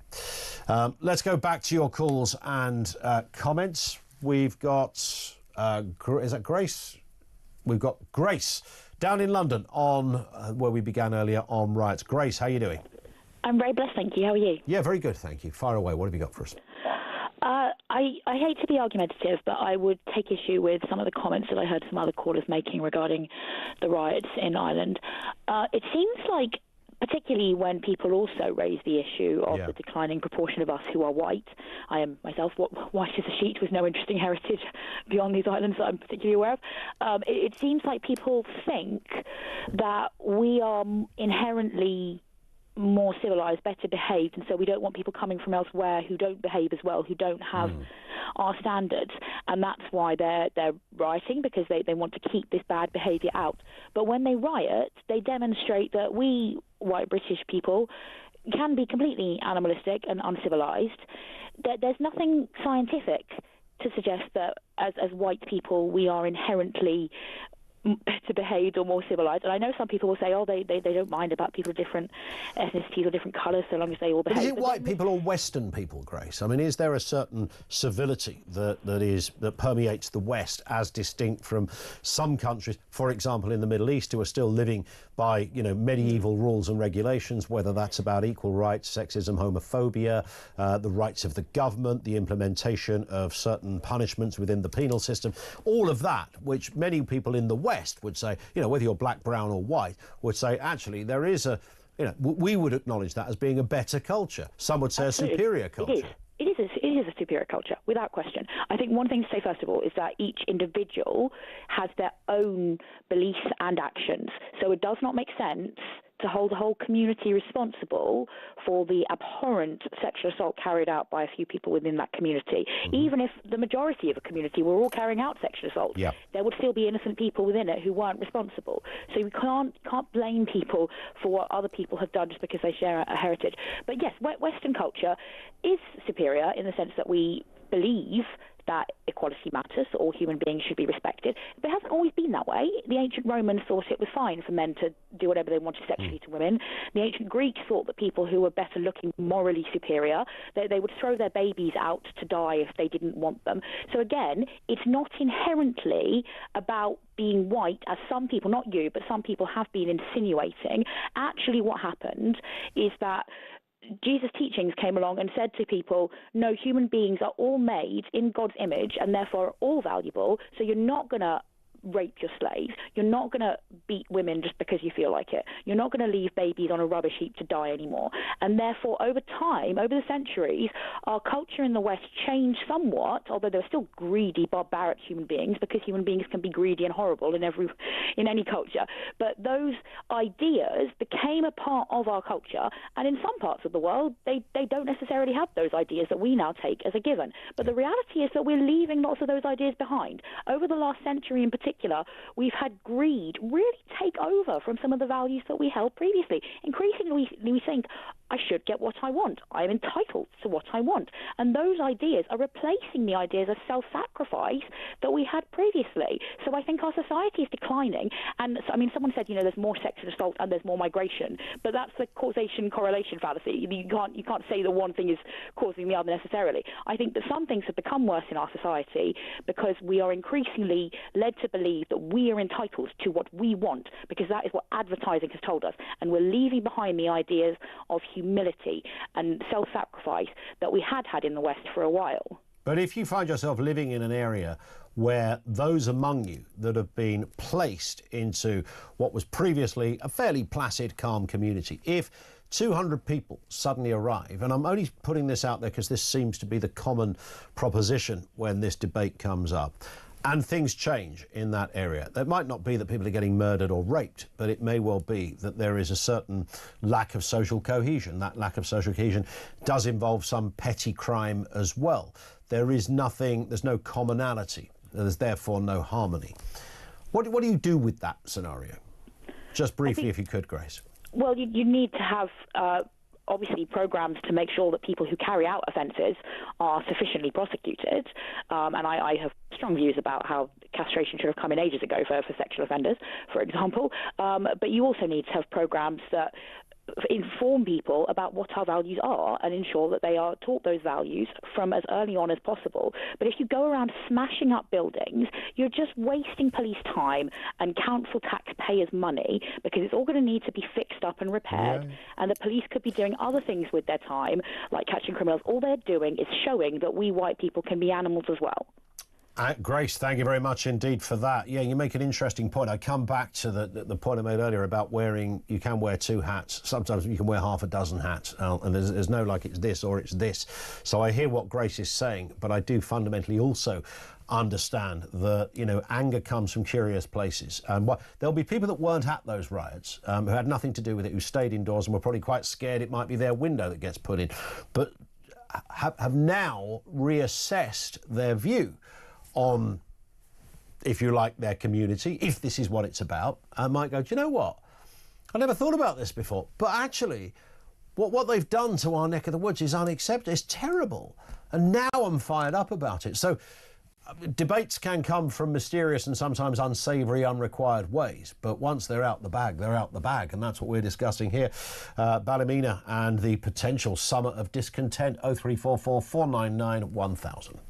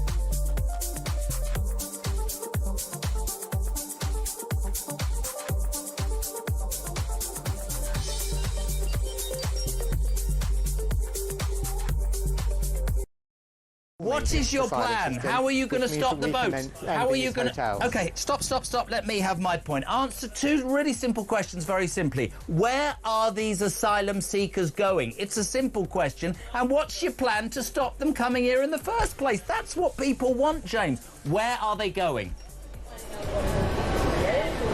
Well, some of them will be sent home if their applications are rejected, and we want to bring down that backlog. That's the first duty, and that's what we've been doing since the election last year.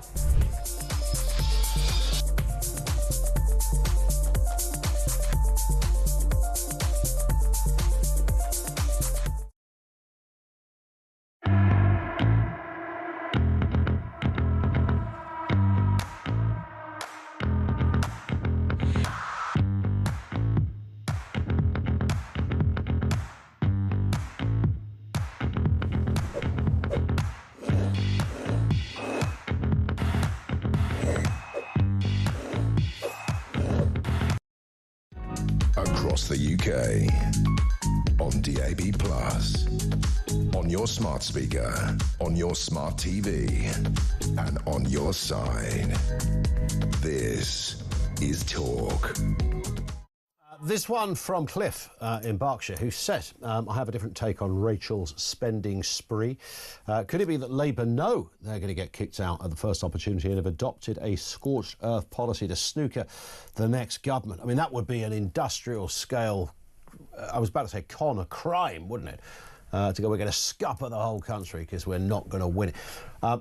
Actually, I think it's an interesting theory, Cliff. I think they think that they're right. And it's one of the problems with all sorts of entrenched political thinking. You know, everyone thinks, yeah, my way is the right way. It's not just the right way, it's the moral way. And that's when you get into a really tricky cul-de-sac that you can never get out of, because you've convinced yourself throughout your entire political life you've got something to give. And when you get the big job, it turns out you've got naff all to give because you're not very good. And that's what we've got. Ineptitude runs through this government like a stick of rock.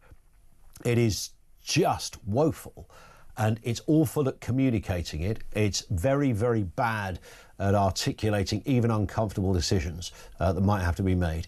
It's just not very good. It doesn't have a very good cast of characters in there that you can at least go, well, I don't agree with you, but I see where you're coming from. There's almost nothing.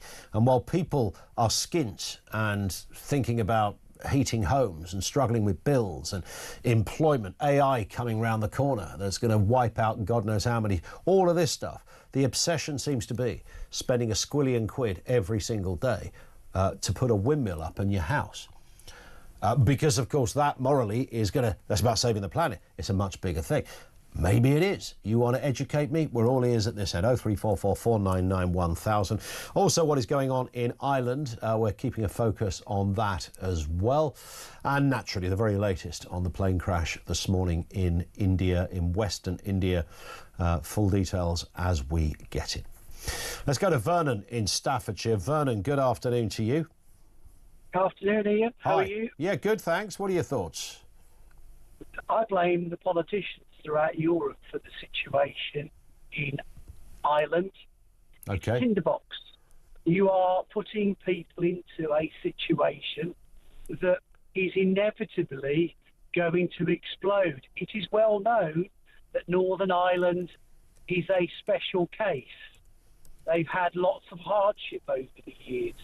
They didn't want thousands of people coming to their country and taking, accommodation that their needed people need.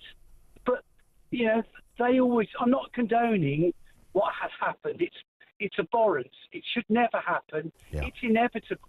The same's going to happen in Dublin if it hasn't already happened. And it'll just carry on. And guess what? It'll come over to the UK because the morons will see it as an opportunity of rising up. But in fairness to those morons, the morons really are in Westminster. They are to blame, the gutless, spineless liars that are in Westminster. They've caused this, Ian. You can't import the third world to the UK and expect, oh, it's lovely after you, sir. Why is it so hard to get that across? without firstly somebody saying that you're a mad racist if you say that. We've all heard those comments. The moment you see stuff, oh, you can't say. You know, I know people personally that would wince if you raised that issue. That, to me, if you were in a courtroom, that would be the first thing you'd raise, isn't it? That'd be your number one piece of evidence. But yeah, the situation is, the question is, how has this happened? Yeah. Well, it doesn't take a professor to understand that Northern Ireland is a relatively small place. It has had a very difficult challenge past. So some brain box in Westminster thinks, I know, great idea, we'll put a few thousand people into Northern Ireland who will take all of the social housing. We will have IMOs all over Northern Ireland. We will give landlords double the market rate for their properties. For the next 5 years. All the property prices go up. Yeah. The locals can no longer rent properties. Guess what? One incident and the tinderbox effect, bang. And this is going to happen all over this country. It's incredibly worrying and it's irresponsible. And those in Westminster should hold their head in shame. 100%, and that's not just, this government, it's previous ones as well. Vernon, thank you very much indeed. I'll come back to the uncomfortable conversation that if you have it. I remember a few years ago, somebody will remember this, Nigel Farage was on a phone-in with a former colleague of mine at a different place, and he was challenged about the difference between living next door to, I think, a German, middle-class German family. And I can't remember what the country was that was pointed out, or whether it was a sort of fictitious example of, somebody from more of a third world country or with third world values. And Nigel was trying to articulate that difference.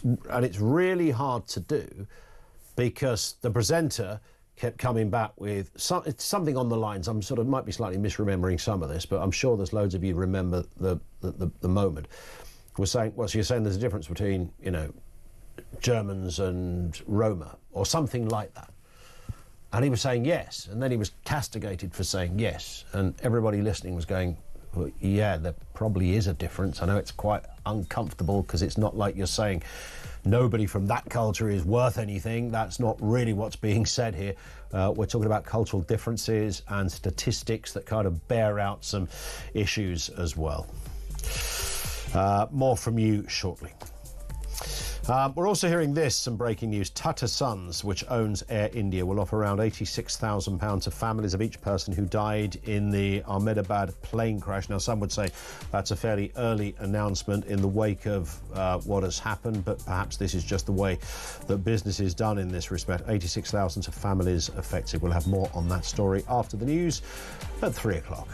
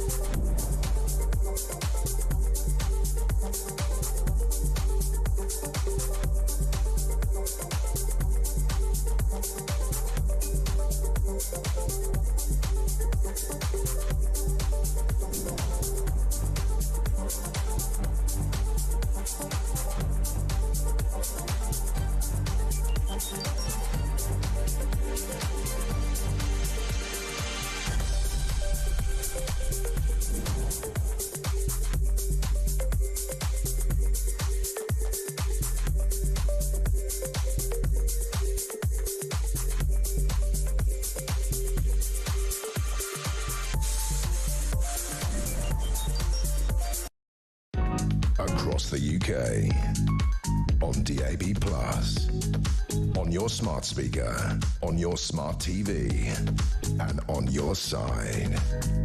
This is Talk.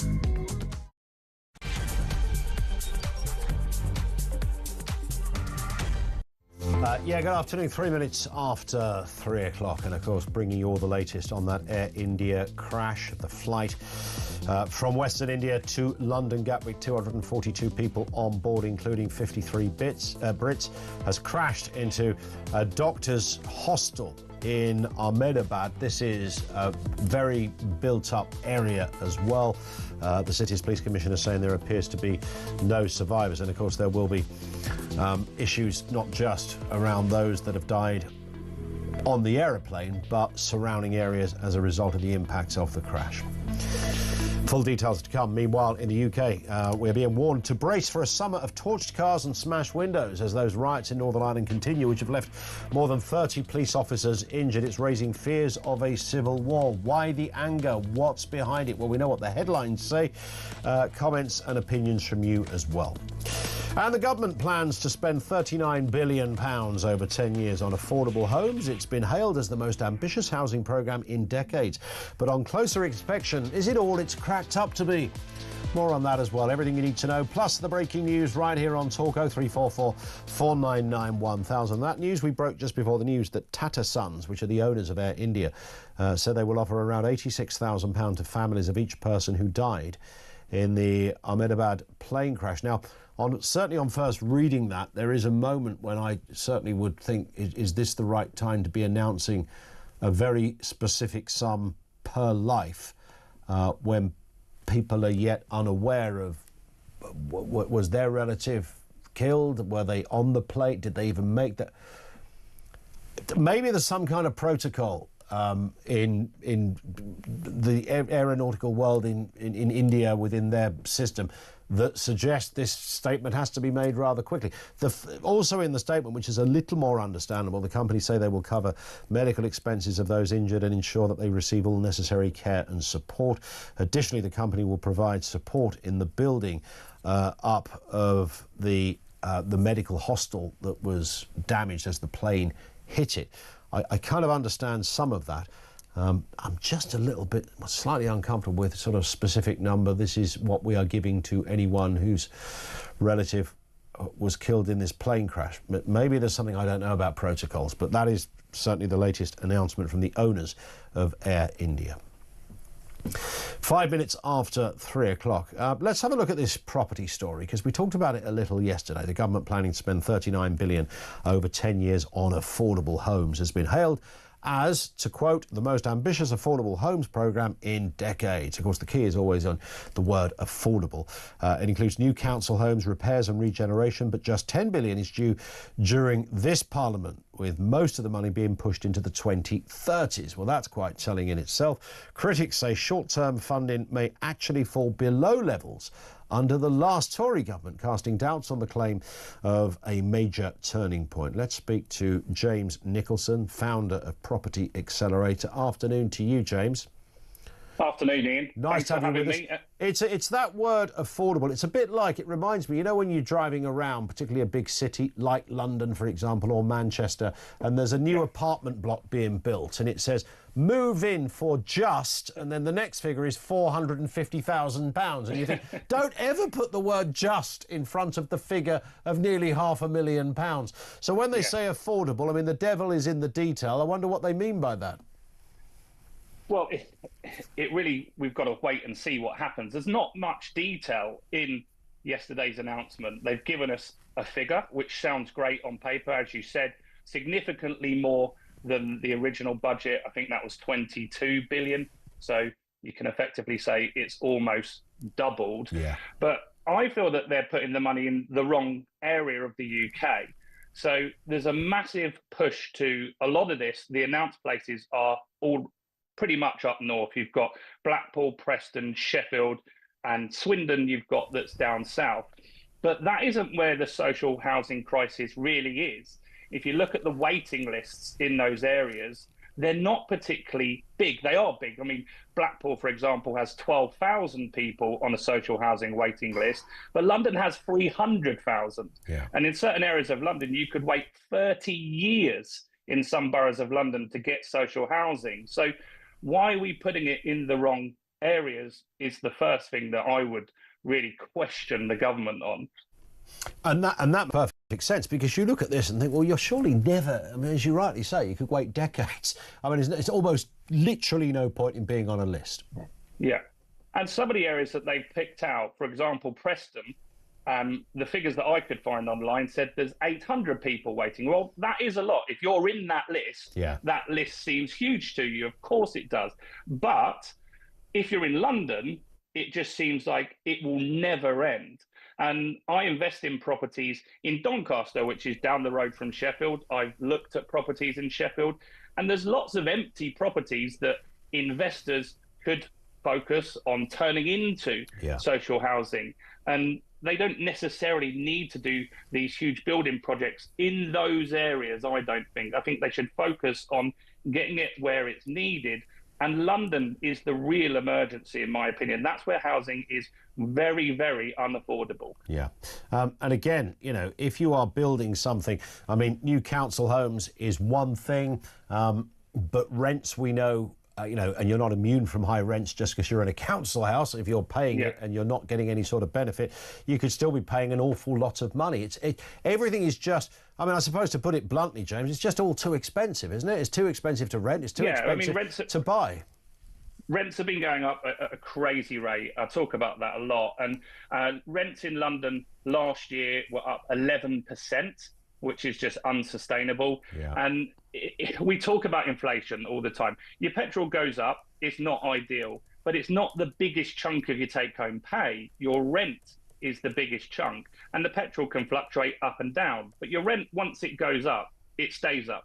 There's very few landlords or estate agents that will encourage someone to drop that rent. And what was happened in the spending spree is almost like they're encouraging landlords to increase the rents. That was mentioned in there, that if you become a social housing landlord, that you can put your rent up by more than 1% above the CPI inflation.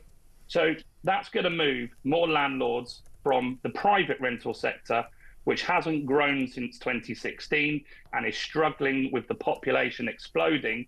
More landlords will move across to these contracts in social housing where you can get guaranteed rent for 5 years because they can increase the rent.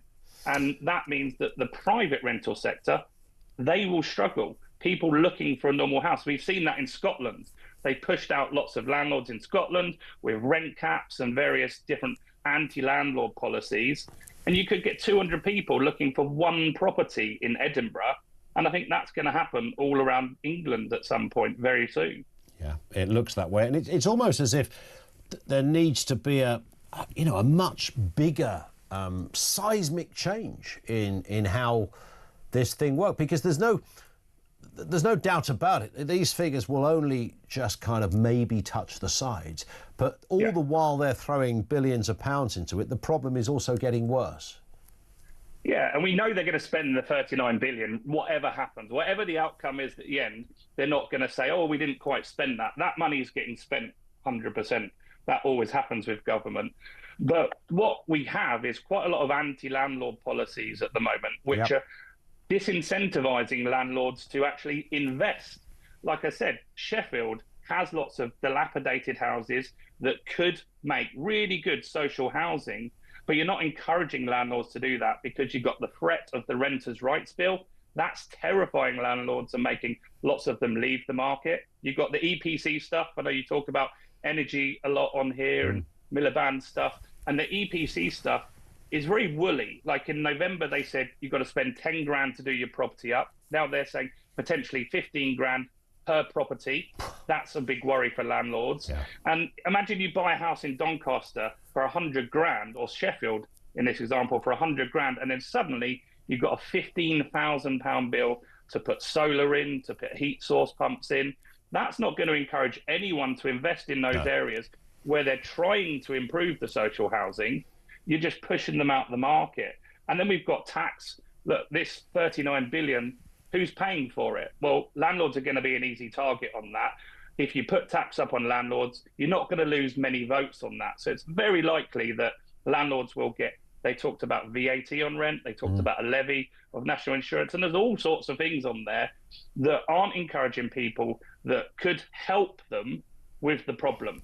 Lots of people don't like landlords, but why not support them and help them and encourage people to invest and fix the problem together? Without the property crisis would be so much worse without landlords. I mean, at the moment, if I was the government, if it was any other, I made this point to somebody the other day. If you know, during COVID, when stuff was going bad, they were asking for anyone in the medical profession to come forward and help with the crisis. You might think that during a housing crisis, they'd be appealing to landlords, going, right, come forward, let's talk to you. But they're not. They're putting a load of legislation in that's going to penalise and kick between the legs many of the people that are actually helping an existing problem.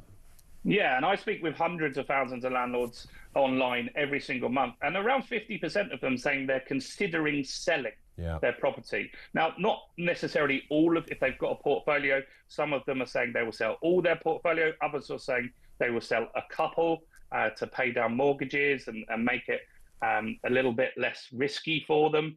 But the fact is, you are pushing them out, and anti-landlord rhetoric is very easy to jump on that bandwagon.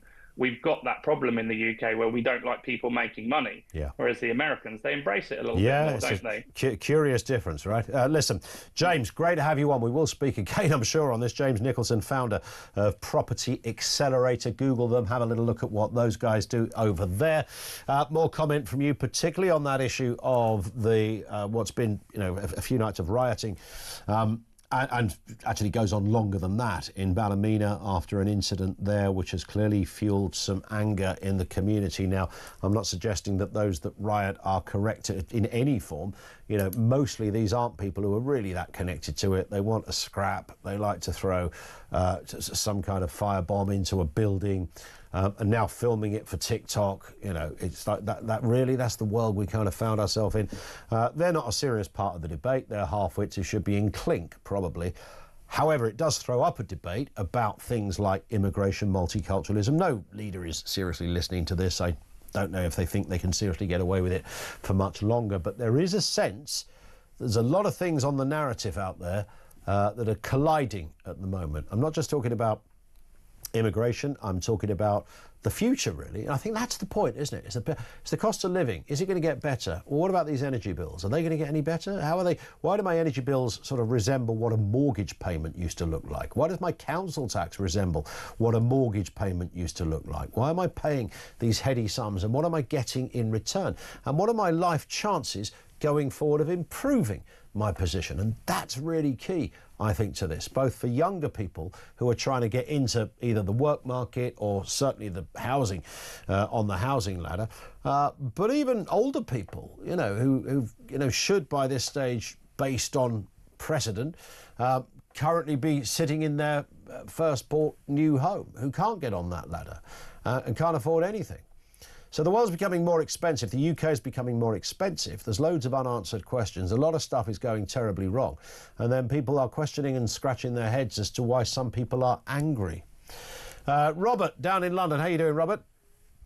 Hello, Ian. You all right? Good as gold. Yeah, what's going on? First things first, mate. You got a blinding show. You're really balanced, and it's a great show. Thank you. I just wanted to find out in regards to the Labour Party in relation to how they treat working class people. Yeah.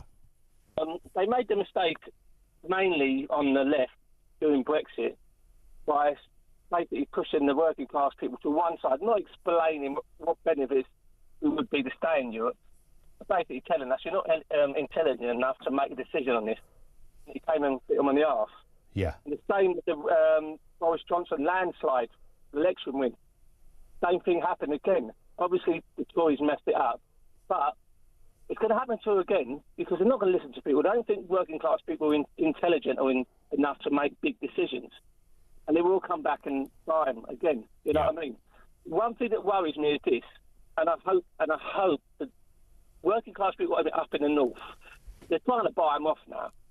I'm hoping that they don't fall for it. Because if the people, especially working class people up in the north, if they stand their ground and actually say no, you know, we don't trust you, then they're going to have a big problem. Yeah.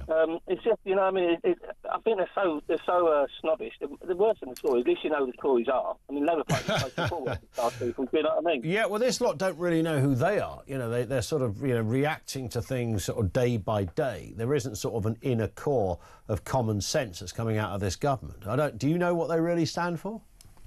No, they don't.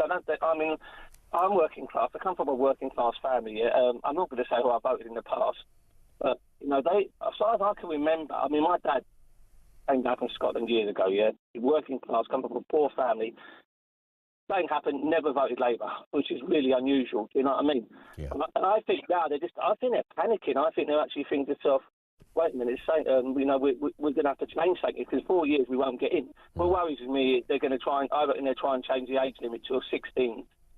Because a lot of 16-year-olds can be easily led. And 100%. There's no doubt that before the next election, that's going to happen. And it will happen for no other reason than to sort of gerrymander the potential result.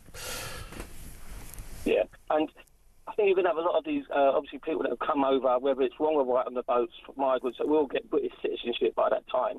Mm-hmm. And they're going to get the vote off them as well. Yeah, well, that would be interesting if you found yourself entitled to vote as well from that perspective. Listen, Robert, some great points there. Thank you very much indeed for that. This one from Anne, who says, I've never heard so many politicians, commentators say working class so many times over the last couple of years. It sounds almost derogatory. The point is that areas that have been left behind due to a lack of investment, lack of jobs, and being ignored by governments for generations, just like Ballymena, that does not excuse the violence, she says. And yes, it usually is once thriving towns and communities all over the UK that have been borne the brunt of mass immigration for years now because of the main property, because the main property is cheaper and it costs less to house the many migrants now entering our country without speaking to those communities first. In most people's minds, if you do something illegal, like breaking into another country, you are punished. Here you get a free house, which puts more pressure on poorer towns that have very little for themselves. They've been left behind, and their once proud towns have turned into areas that they no longer recognise. It will naturally cause resentment and unrest. It's brilliantly put, and it's very easy to see. Some people question, keep mentioning social cohesion, few grumbling, I suppose, left-wingers saying, what do you mean by social cohesion? Well, let's just take the most obvious example, if you don't speak the language. So if you stick 200 people into your borough, and it's not very big in the first place, and you've got 250 people that suddenly appear, of whatever background, but they just don't speak English, suddenly you've got a shift in dynamics in that area. I mean, if you were applying this to sort of basic engineering, but in terms of a social perspective, you wouldn't struggle to establish where the problem was. You'd go, okay, so, right, no one of that cohort speaks any English. Okay. Are any of them working? No, because they don't speak any English. Well, there's number 2 on your list, so no English. So we're not talking about anyone who's a criminal or anything like that. You might get to that point somewhere down the line and go, okay, but, you know, culturally, coming from a different part of the world where, you know, there are different standards on certain things, that would be a factor. But even if you didn't want to go there, language, ability to work, etc. Sadiq Khan will say, oh, no, you know, migrants pay more in tax than... I didn't where he got this made-up figure from. It's just clear. You don't even have to know about economics or migration to know that that would clearly not be the case.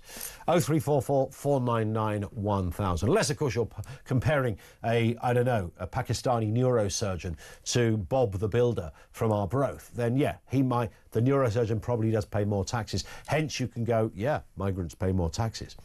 Not quite the story we're dealing with here, is it? 0344 499 1000, 20 past 3. This is Talk.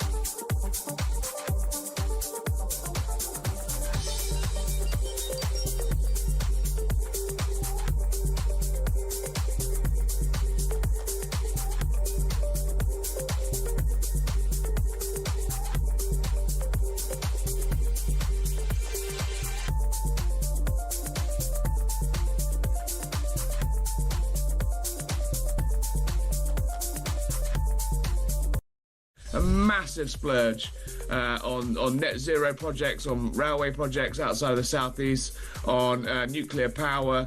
So look, this bill is literally, as I said, it's buy now, pay later. They're desperate to get some spades in the ground. They're desperate to get cranes in the sky, to be seen like they're doing something, to try and sort of counter that sort of Nigel Farage reform surge. They're going to be, focusing a lot of their efforts in communities outside of London, outside of the southeast, in the Red Wall, and we'll pick up the tab.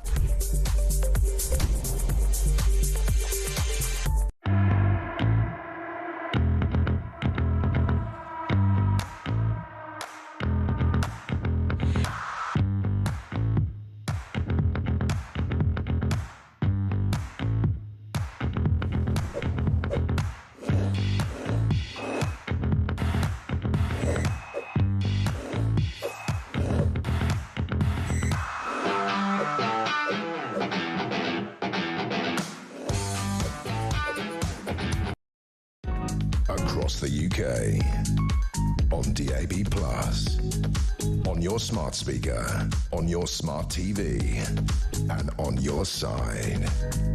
This is Talk. It is Talk, 24 minutes after 3 o'clock. The latest on the plane crash from India this morning.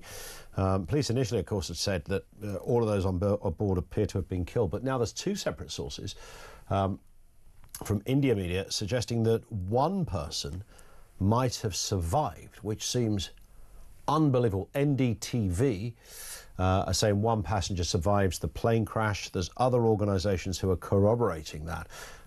Everybody would be clearly utterly amazed to discover that to be true. You would hope that there would be as many survivors of a plane crash as possible, or any kind of incident, but you look at the devastation on this, a plane coming down 650 feet and crashing into a very public area, but there are multiple sources saying there is one survivor. Now, of course, there is the natural caveat of confusion on the ground. We know that this plane crashed into a densely populated area, into a medical establishment nonetheless. There will be victims. You have to assume there will be victims there too. Is there a confusion about whether the survivor is that, somebody from there or the plane? These are the people on the ground. You'd think they'd be able to have an idea on that, but certainly that is what local media are saying, that one person has survived this crash. We'll go back to your calls in 1 second. Andy in Thatcham says the problem with Labour is they think the working person is someone who works in the civil service and or is a union member, as this is all they know. They've no idea of us self-employed traders and people who have limited businesses, who limited businesses employ, says Andy. It's a really good point. I was thinking this oddly. It's strange that Andy says that, because I was thinking it during the break about who people like David Cameron or Boris Johnson think the working classes are. Who, when they're quite relaxed about immigration, then both of those people are very, very relaxed about immigration. Now, largely their reasoning is economic, and that has previously been a fairly common position for leaders to go, well, we kind of need X amount of... But we're in different territory. We're dealing with very different things now. We're in a different kind of world, and lots of things are at threat. And I actually... I think that David Cameron and Boris Johnson think, just like Andy has said there, I think they think that the average person is the kind of person that you would see on one of those 1970s sitcoms, who had a sort of semi-detached house in Richmond and, went to work with a briefcase and maybe a bowler hat and came home and for some reason had a decanter of whiskey on the side, and they drank from it and then went to a dinner party. I honestly believe that some of the people think that. They don't really know who's on the ground. They'll have a few people around them that will give them some pointers, but they don't really know. One of the reasons why Blair did rather well is because he had Alistair Campbell, who, say what you like about Alistair Campbell now, at the time, was this kind of bulldog of a communications director who was able to say, Tony, if you say that, mate, you're going to look like a bleep bleep. No, Tony, you can't say that. That's not what working people think. And Cameron had it for a little bit in Andy Coulson, who was brilliant in that role. Really good and hugely, I know things happen, but, just perfect for a similar reason, that he was able to kind of call it, tell, you know, what works, what doesn't, what kind of addresses the room, what lands, what doesn't. And most of them don't have that. And when Andy was not with Cameron anymore, I used to interview David Cameron from time to time, and I remember he was just surrounded by really lovely people, but they were all super posh. I mean, they were so super, but they would have had no idea. People who frankly should be nowhere near a government advising. They were proper, super, I can think of the names, I won't say it on air. Really nice people. You'd meet them, you know, oh, how are you? Good afternoon. So nice to see you again. Lovely to see you the other day in the studio. David said he'd love to come back on the show. It's like, you're his chief advisor? Really? What are you advising on? Equine issues? But which is the best island to visit in the Seychelles? I mean, what do you advise on in that role with that background? Nick's, so I'm with you, Andy, 100%. Nick's down in London. Reference civil unrest. Nick, what have you got for us? Hi. Oh, hello, Ian. Hi. You've almost stolen my point. That's terrible. I was going to say, civil unrest, maybe revolution, it always followed on from the governing classes getting too far separated from the people. Yeah. And it's so vital for the governing classes to actually understand what people think and what their experiences are. I mean, it happens across governments and parties. But current day, Rachel Reeves yesterday, Keir Starmer yesterday, we fixed the economic foundations. Sure. And then today, the economy shrinks. Yeah. And you just think people know you've not fixed the economic foundations. They see it in their lives. They know you're lying. Yeah. And the government has got to get away from that and get away from David Cameron's. Who do we get? Because simultaneously, I've got to fess up here, Nick. There's a little bit of me that thinks the last person should be running the country is someone like me. Because I could say, well, I'm from a normal background, I'm a working class guy, you know, that was my upbringing, certainly. I know what struggle is. I still have it in my own family, very close family, who, you know, do have all of those issues that we talk about so often. But then, do you want, you know, it's a bit like, do you want a Cockney as a surgeon? It's that kind of thinking. Do you want a surgeon who's going to go, yeah, I'm going to take out your gallbladder, mate. We'll take you up the apples and pears, down to the theatre. We'll have that beast out in no time. I mean, you want somebody who you think is sort of from a better background than you, if that makes sense. Yes, but also we need people with experience of life. We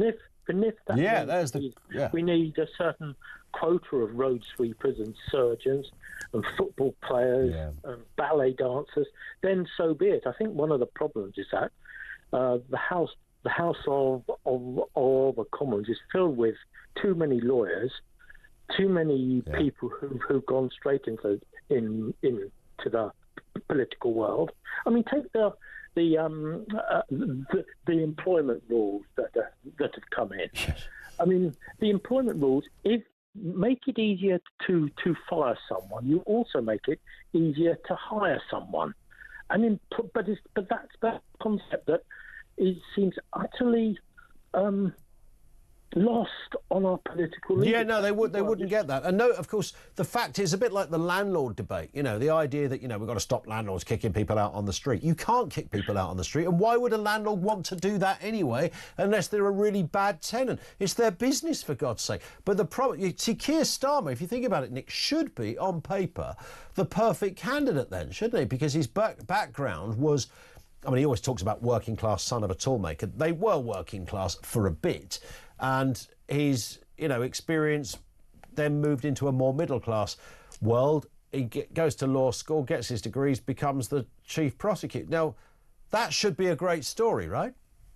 Well, yeah, but then I think somehow some people get shaped by the environment. Yeah, that's true enough. A bit like a Stockholm syndrome. Yeah, If you spend all your time within a certain circle, just hearing the same views, a bubble view the whole time, there'll be some people who this just seeps into and penetrates, corrodes their brain cells. And I think sometimes the people in charge of the country are all part of a great big Stockholm. Yeah, I think you're right. There's certainly a big group thing. Angela Rayner, good example, right? Working class girl made good. Whatever you think about Rayner, I'm very pleased for the fact that her background and everything she went through as a sort of youngster, and there she is, you know, sometimes standing in for the Prime Minister at Pier. That's incredible. That's an amazing journey. Unfortunately, she's not very good. So there's the other problem. People get off on the fact the middle class go, I love Angela, she's so good. No, what you mean is it's a girl that looks a bit unconventional, likes a cigarette and has a working class accent. People get off on that. So you've got to be good, and invariably the people that are good, as in intelligent, are probably not the working classes. But so I don't know what the ideal sort of Venn diagram looks like of qualification. Maybe it's a bit more complex. Listen, Nick, I've got to move, but thank you for that. We are going to chat to Lisa Minow, travel editor at The Sun, in just a moment on the latest, the status of air traffic after this horrendous plane crash, which, as I mentioned a second ago, we are hearing that one person has survived, which just seems nothing short of a miracle, given what we're looking at in terms of the pictures here. We'll have more details in a few moments. This is Talk.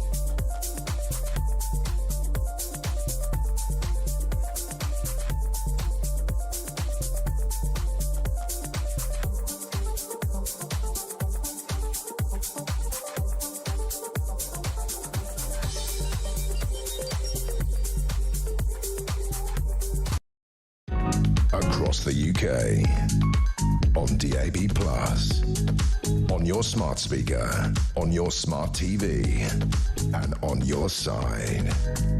This is Talk. It is Talk 2524. Local media in India are now reporting of a possible survivor, which may, I stress, there may be a British national after the Air India flight, the one bound for London Gatwick, crashed this morning carrying 242 people. We know there were 53 Brits on board. Ahmedabad Airport, which is where the flight took off from, remains closed, causing delays, diversions on several international routes, all totally understandable. And airports worldwide have stepped up safety checks on that particular model, the Boeing 787. Following the crash, Gatwick Airport has set up a support centre for families and working closely with Air India to manage the aftermath of this. Lisa Minow, travel editor at The Sun, is with us. I mean, this is all...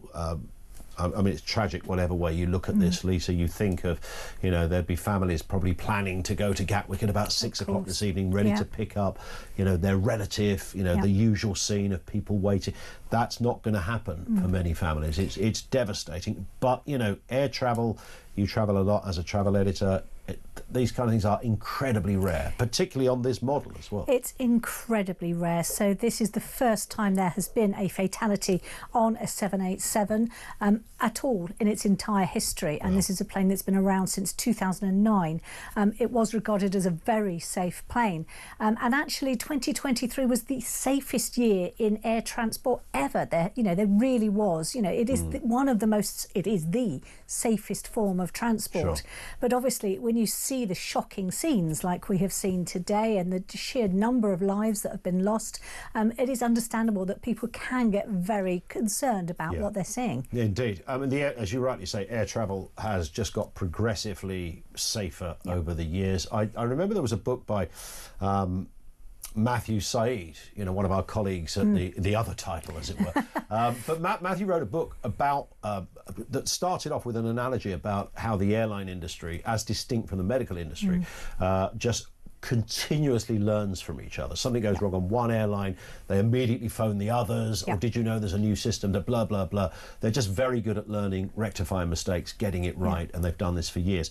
So for something like this to happen is incredibly rare. It's enormously tragic, as we know, and of course, with not in any way to diminish the real centre of this story, and that is family and victims who've been injured and killed.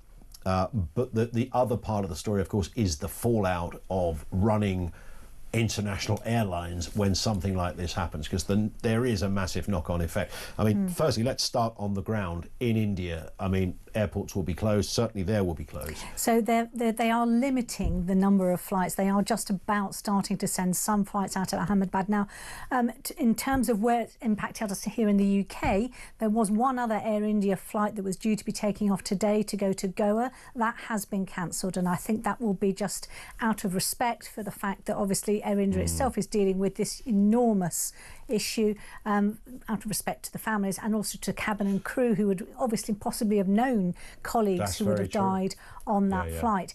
So that flight has been cancelled this evening. There will be no flight to go up with Air India from Gatwick this evening, and it is going to have a reverberating effect. As you say, you know, something like this, we've already got, you know, air investigators from the UK will be going out to India. They will be part of the investigation because of the number of British people who were on board that plane, British nationals on board. So they will be part of that investigation. And this is not going to be a small overnight thing. This is going to take many, many months, and they will comb through literally every tiny piece of evidence and debris to see if they can work out exactly what happened in this case. Is there any, I mean, look, speculation is sometimes you know, a dangerous place to go, but it's inevitable. People scratch their head and think, well, given this was the 787 was an incredibly, you know, nothing like this had ever happened in, you know, a decade and a half of this airline flying. Is there any suggestion of what people think, though, might have gone wrong here? Because there's stories about undercarriage and I mean, I have seen, as you have, you know, basically aviation analysts, specialists in their field, who are saying that there were certain things that were very unusual. This is a very technically, you know, hugely technical plane here. And two things have come out of that. Is that one, that the undercarriage was still down. That should normally have been pushed back up into the plane on that takeoff at that particular height, just to help the plane actually physically get off the ground. And as well as that, the flaps have been retracted on the wings. Now that is unusual. Normally you would expect them to still be out to give more lift as the plane takes off. I'm not an expert on this, but this is what analysts have been saying, that they find these two things. Possibly it could be pilot error, but this is why an investigation team will spend months, sometimes years, looking into this to make sure that they know exactly what happened in this case. And as you say, for the rest of the industry to then make sure that it never happens again. I heard I saw somebody talking a little earlier. I know it was on social media, but sometimes you know, someone does say something of interest, even in places like X and Twitter. But they were making the point that, you know, a qualified pilot, and apparently this pilot was incredibly experienced, lots of flying hours and all the rest of it. Sometimes even when things do go badly wrong, a pilot can bring a plane down to safety. It might be a big old bumpy landing, but they can do it. But that means, as long as you've got a place to land, and if you haven't got a place to land, then there's the problem. So if there was a big old runway right in front of you, maybe, but if that's not there, you end up in a situation like this. And the footage we've seen is, you know, it is quite horrific, because the plane, there's no sort of awful incident. It just seems to just never really get high enough altitude, and then just comes down, and it glided almost back down to earth, but in a very heavily built up area, of course. And this is why we've seen so many injuries, not just, of course, those poor people on the plane, but on the ground as well. Given how chaotic the airline industry is. I don't mean that in a sort of pejorative sense. I just mean it's, it's non-stop. God knows how many thousands of flights per hour across the globe take off. It's incredibly that they are able to get a semblance of normality back fairly soon. That would have suggested they were very satisfied that this is not a terrorist thing. I think that seemed to be established quite early on. I think from that video footage you could see, but of course that will not, that will still be something that will be looked into. That's not going to be discounted. Nothing will be sort of taken out of it. They will have to go through every single possible scenario that could have happened. And obviously, this is not great for Boeing. This is yet another incident for Boeing.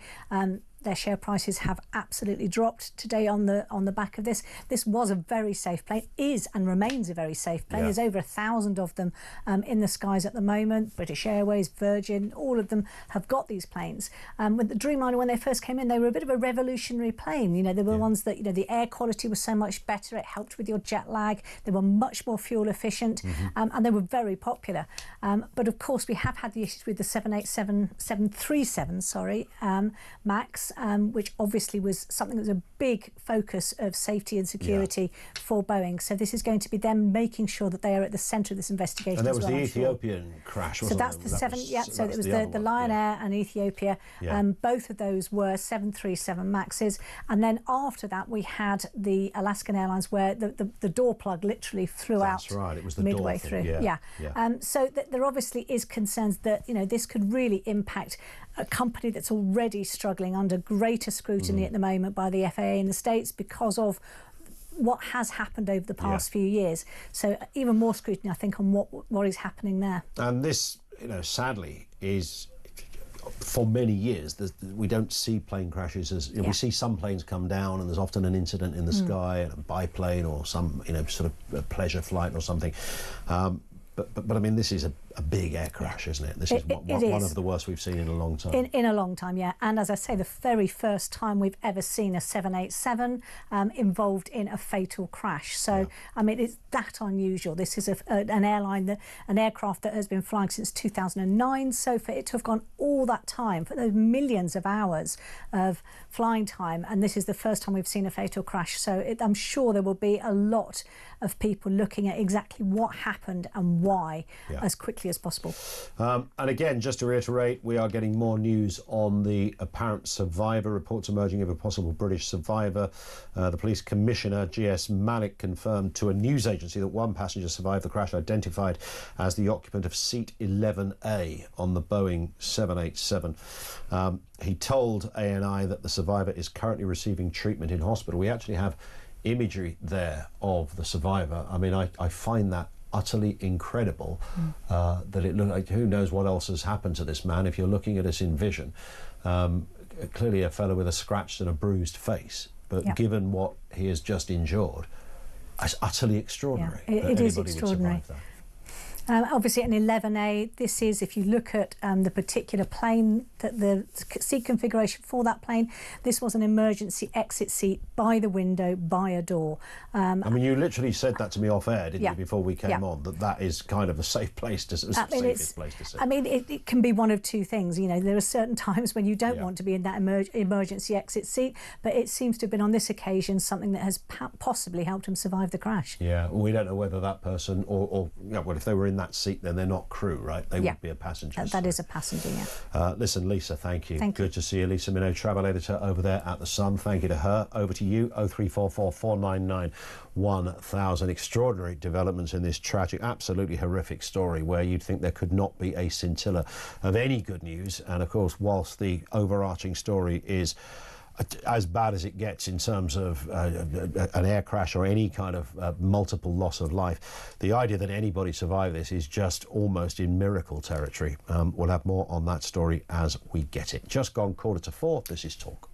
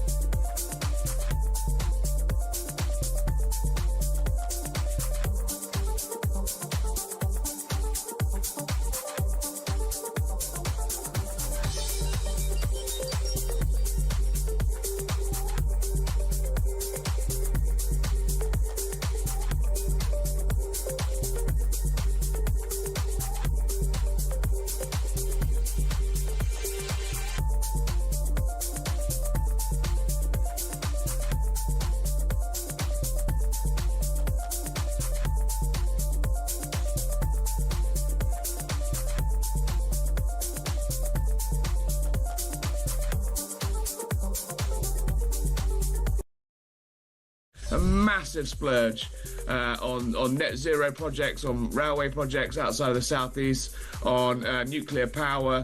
So look, this bill is literally, as I said, it's buy now, pay later. They're desperate to get some spades in the ground. They're desperate to get cranes in the sky, to be seen like they're doing something. To try and sort of counter that sort of Nigel Farage reform surge. They're going to be, focusing a lot of their efforts in communities outside of London, outside of the southeast, in the Red Wall, and we'll pick up the tab.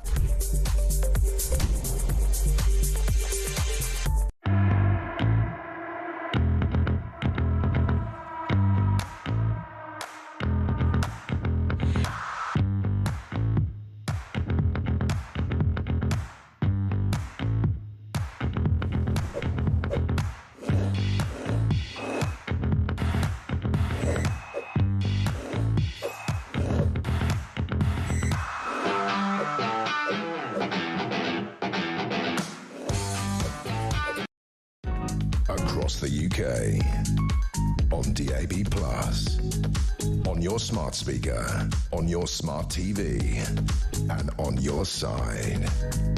This is Talk. It's 10 to 4. And just to reiterate that news of reports emerging of a survivor of this plane crash, possibly a British survivor, the police chief, G.S. Malik, has confirmed to the news agency ANI that one passenger has survived, identified as the occupant of seat 11A on the Boeing 787-8 Dreamliner. We have an image here of this man who, who knows what other injuries he might have sustained. But you wouldn't for 1 second consider that someone who's just been through that level of devastation, a plane falling out of the sky and crashing into a building and exploding and all the other horrific elements that go with it, you wouldn't imagine somebody would look like that. That is, God, if you didn't believe in God before, you certainly would now, wouldn't you, if that were you? We don't know few details. It's suggested he may be a British survivor. We don't yet know fully. India media outlets have reportedly spoken to the man concerned. His name, we understand, is Vishwas Kumar Ramesh, holds British nationality. India media outlets have reportedly spoken to him, where he showed his boarding pass confirming his name and seat. He described the moment of the crash, saying 30 seconds after takeoff there was a loud noise and then the plane went down. It all happened so fast. There are no words to explain the lucky escape of that, but of course the brutal reality is that we know that there were 242 people on that plane, 53 Brits, there were 7 Portuguese, 169 Indian nationals, Canadian national as well, after it crashed into a residential area earlier today. And of course one would assume there'll be other injuries, possible fatalities on the ground as well. More details as they come on. Peter Cardwell's here on Drive. We'll talk to him shortly and get the latest. Stephen is in East Yorkshire. Let's go back to some other stories of the day as well. Stephen, good afternoon to you, sir. Good afternoon to you, sir. My point was going to be about if you set the precept that we are going to move all these migrants from hotels into sort of like accommodation that's going to be built, by the council, or we're moving it, how are they going to pay for that? Because fortunately I have had dealings with some people who've come here illegally. Often they don't speak very good English. Yep. They have no discernible skills. They can read or write very well. What are they going to be? Are they going to be plumbers, joiners, bricklayers? Well, there's the brutal reality, isn't it? That's something that, I keep hearing people on the left, Stephen, go, we need these people to keep the economy going, even if they're low. It's like, no. The very people you describe, and I don't suggest for one second, I almost feel sorry for some of those people who I probably thought they were going to change their life. But the reality is they're not going to be contributing to anything. And there's probably tens and tens of thousands of people, hundreds of thousands possibly, in the position you've just described. Yeah, and then you come to the question of, we've already seen what the present government have done to the job situation, which appears to be heading down the plug hole, gargling away. So who's going to take these people on? And then well, they're not, and those people will be given some kind of, residency in some sort, and naturally given some kind of accommodation in the big government housing boom giveaway. And you just think, this is mad. This is all shades of mad.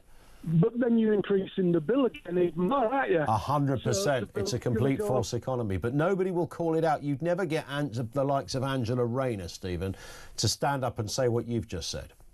No, well, unfortunately, reality is something, and pipe dreams and living in La La Land are something completely different.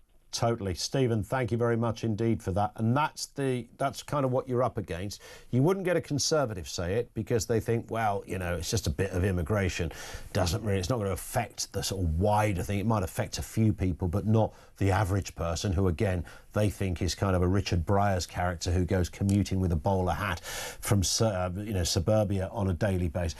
That image. And the working kind of working class Angela Rayner type, simply wouldn't want to go there because they think it would make them a terrible person if in any shape or form they were to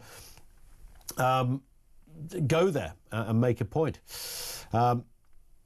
We've also got issues as well, we've got images, I should say, of, if you're watching in vision, this is an alternative angle of the takeoff flight of the aeroplane that crashed shortly after takeoff. This angle hasn't been seen until now. It is naturally fairly distressing.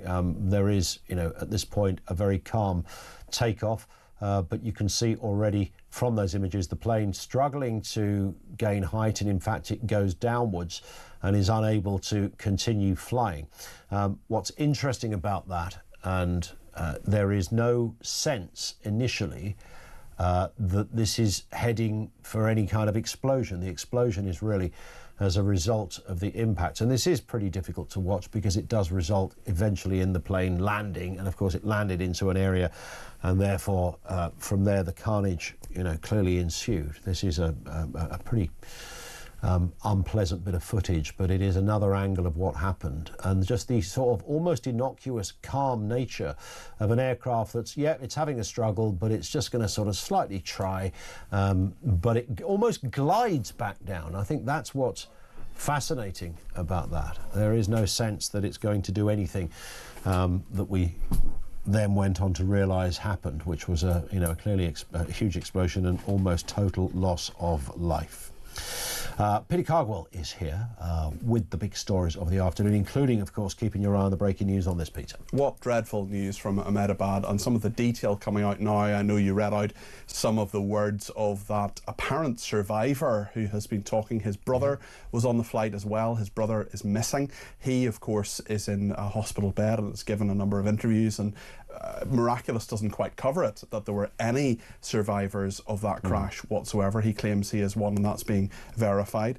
It's very, very interesting what is happening and what happens now as well. We've seen, of course, that Air India have set up these flights for people to come from different parts of India to Ahmedabad to find out and to gather any form of anything that's left. Essentially, I want to be careful with my words there, but it is a very, very difficult situation. We'll have Jake Robson, of course, down at Gatwick Airport. The flight was due to land from Ahmedabad at 6:25, and there'll be many families gathering there, trying to get information, trying to get some sort of confirmation about what's going on and what has happened, and whether their relatives are alive or missing.